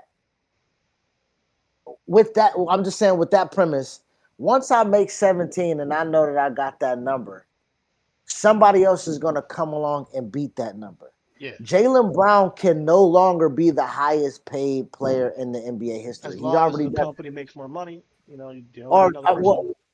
yeah, I mean, Jason Tatum was the guy the very next year. That's what I'm trying to say. Like Mhm. when Jalen Brown got his 1,304, the very next year, Jason Tatum got 314. Jalen Brown would never be able to reset that market again as that. But I'm pretty sure he worked himself up, got what he was worth at 304, and is content with that. And he'll get whatever he gets on the rest of the life of his time playing ball. I think that fits into me pushing the red button a little bit. You know what I mean? Like me securing myself, and like you said, I don't know if my wife would be here. I don't know if my kids would be here. But like I said, the secret thing is, hey, if the thing is, you will be okay. I will be okay. If we are okay together by default, that is a community. By default. Well, I'm picking blue. I would be gone. Nigga, if I'm texting you to check red, my nigga, you check blue, I don't But know what to do. I'm putting this under this framework of you don't know what I'm picking. You I don't know what know, anybody's picking. but I'm still gonna tell you what to do, and I'm You expecting don't you. have your phone. A nigga, a bird pigeon or something, bro. You know, nigga, telepathy. Know what I'm talking about. Listen, telepathy, you know what I'm doing because you know who I am. You know damn well once you get that choice, you're like, oh, I already know what you do. You already know. I'm a Yes, bleeding I'm heart, trying right? to get a message to you, nigga, and choose red. I'm sorry, bro. I gotta do what I gotta do. You know, Oh we man, probably nigga. you can choose red, but we like based on this, like poll Mr. Beast did. We probably gonna see each other anyways because most of the people did do blue. So, but we just know now that you is just a selfish nigga. That's at the end of the day. We're like, oh, Chris is a selfish nigga, so it's all good, man. We just know where we laugh with this guy. That's all. We just move on. But yeah, that was an interesting conversation because it went viral a couple weeks ago. My nephew brought it to my attention, That was and a good. That was. I mean, it was apropos, especially yeah, bring it full circle about with Stephen A. Because I do believe he has never been shy about being a red red button. nigga, And to your red point, button nigga. Yeah, and to your point, he uses it and says, "I'm never not going to pull the ladder up. I'm just letting y'all niggas know I'm climbing up here first." You know what I'm saying? exactly. And I can respect a nigga like And that. You know what I yeah, mean? I can understand why. I can't say He it's don't respect. hide it. He don't. I respect it because he don't hide it, and we know it. He's up front. I'm going to No, I if there's a respect that you don't hide it. I'll tell you that. I respect that I don't hide it. As I respect the premise because I don't think that's that way. I think the world. Sh- I think that we are all, like I always say, we are born here without a choice, and we don't know what the purpose of life is. You know, so if we don't know what the purpose of life is, maybe we should make it better for everybody, and maybe we should try to be cooperative. Although you do have the choice to make it better for just yourself at the expense of other people, and if you're and we all know that it's temporary, that we all will pass at some point. So if we knew that we like, oh, we're gonna live forever, then yeah, I get it. Choose yourself. We're all gonna live. But if you're saying this is gonna be temporary, one day you're gonna be gone and everything that you accumulated are not coming with you. So my philosophy on that is extremely blue, related because it's like the purpose of my life is not going to be just to accumulate things I'm not taking with me. The purpose is to make it better for the people coming after me and to have good experiences with the people that I'm here with and enjoy the time I have with the people that I have, my life with, and maybe it's because I almost died at one point and I have this weird spiritual vision, perspective of life now. But I think it's logical because we all gonna die one day, and your 100 millions can't go with you. All you do, but you will take, I think, to some level, the consciousness goes with you. I would hope, and that you understand that. Oh man, I made certain choices that harm people in this lifetime. I talked to my mom. My mom tells me that this whole thing called life is a school. That there's more after this. She doesn't necessarily say it's heaven. She says there's more after this, and she's like, and we talk about it being a school of learning how to treat people and how to understand ourselves and all that stuff. And it's a real beautiful way to look at things. So I try to hold that firm and try to pass my test as a human being on this earth because I don't know what comes next and I don't know what's coming next and why and I don't know if there is a hey you did a good job or a bad job, a judgment day, so to speak. I don't know, but with the off chance that there is, I'm going to try to do what's best for humanity and try to speak truth to power and try to, not be the guy who's going to be so super selfish, with the best of my ability. That's a great way to wrap the podcast up because there is no other way that I can be a better human than you. Oh, don't say that. Don't say that.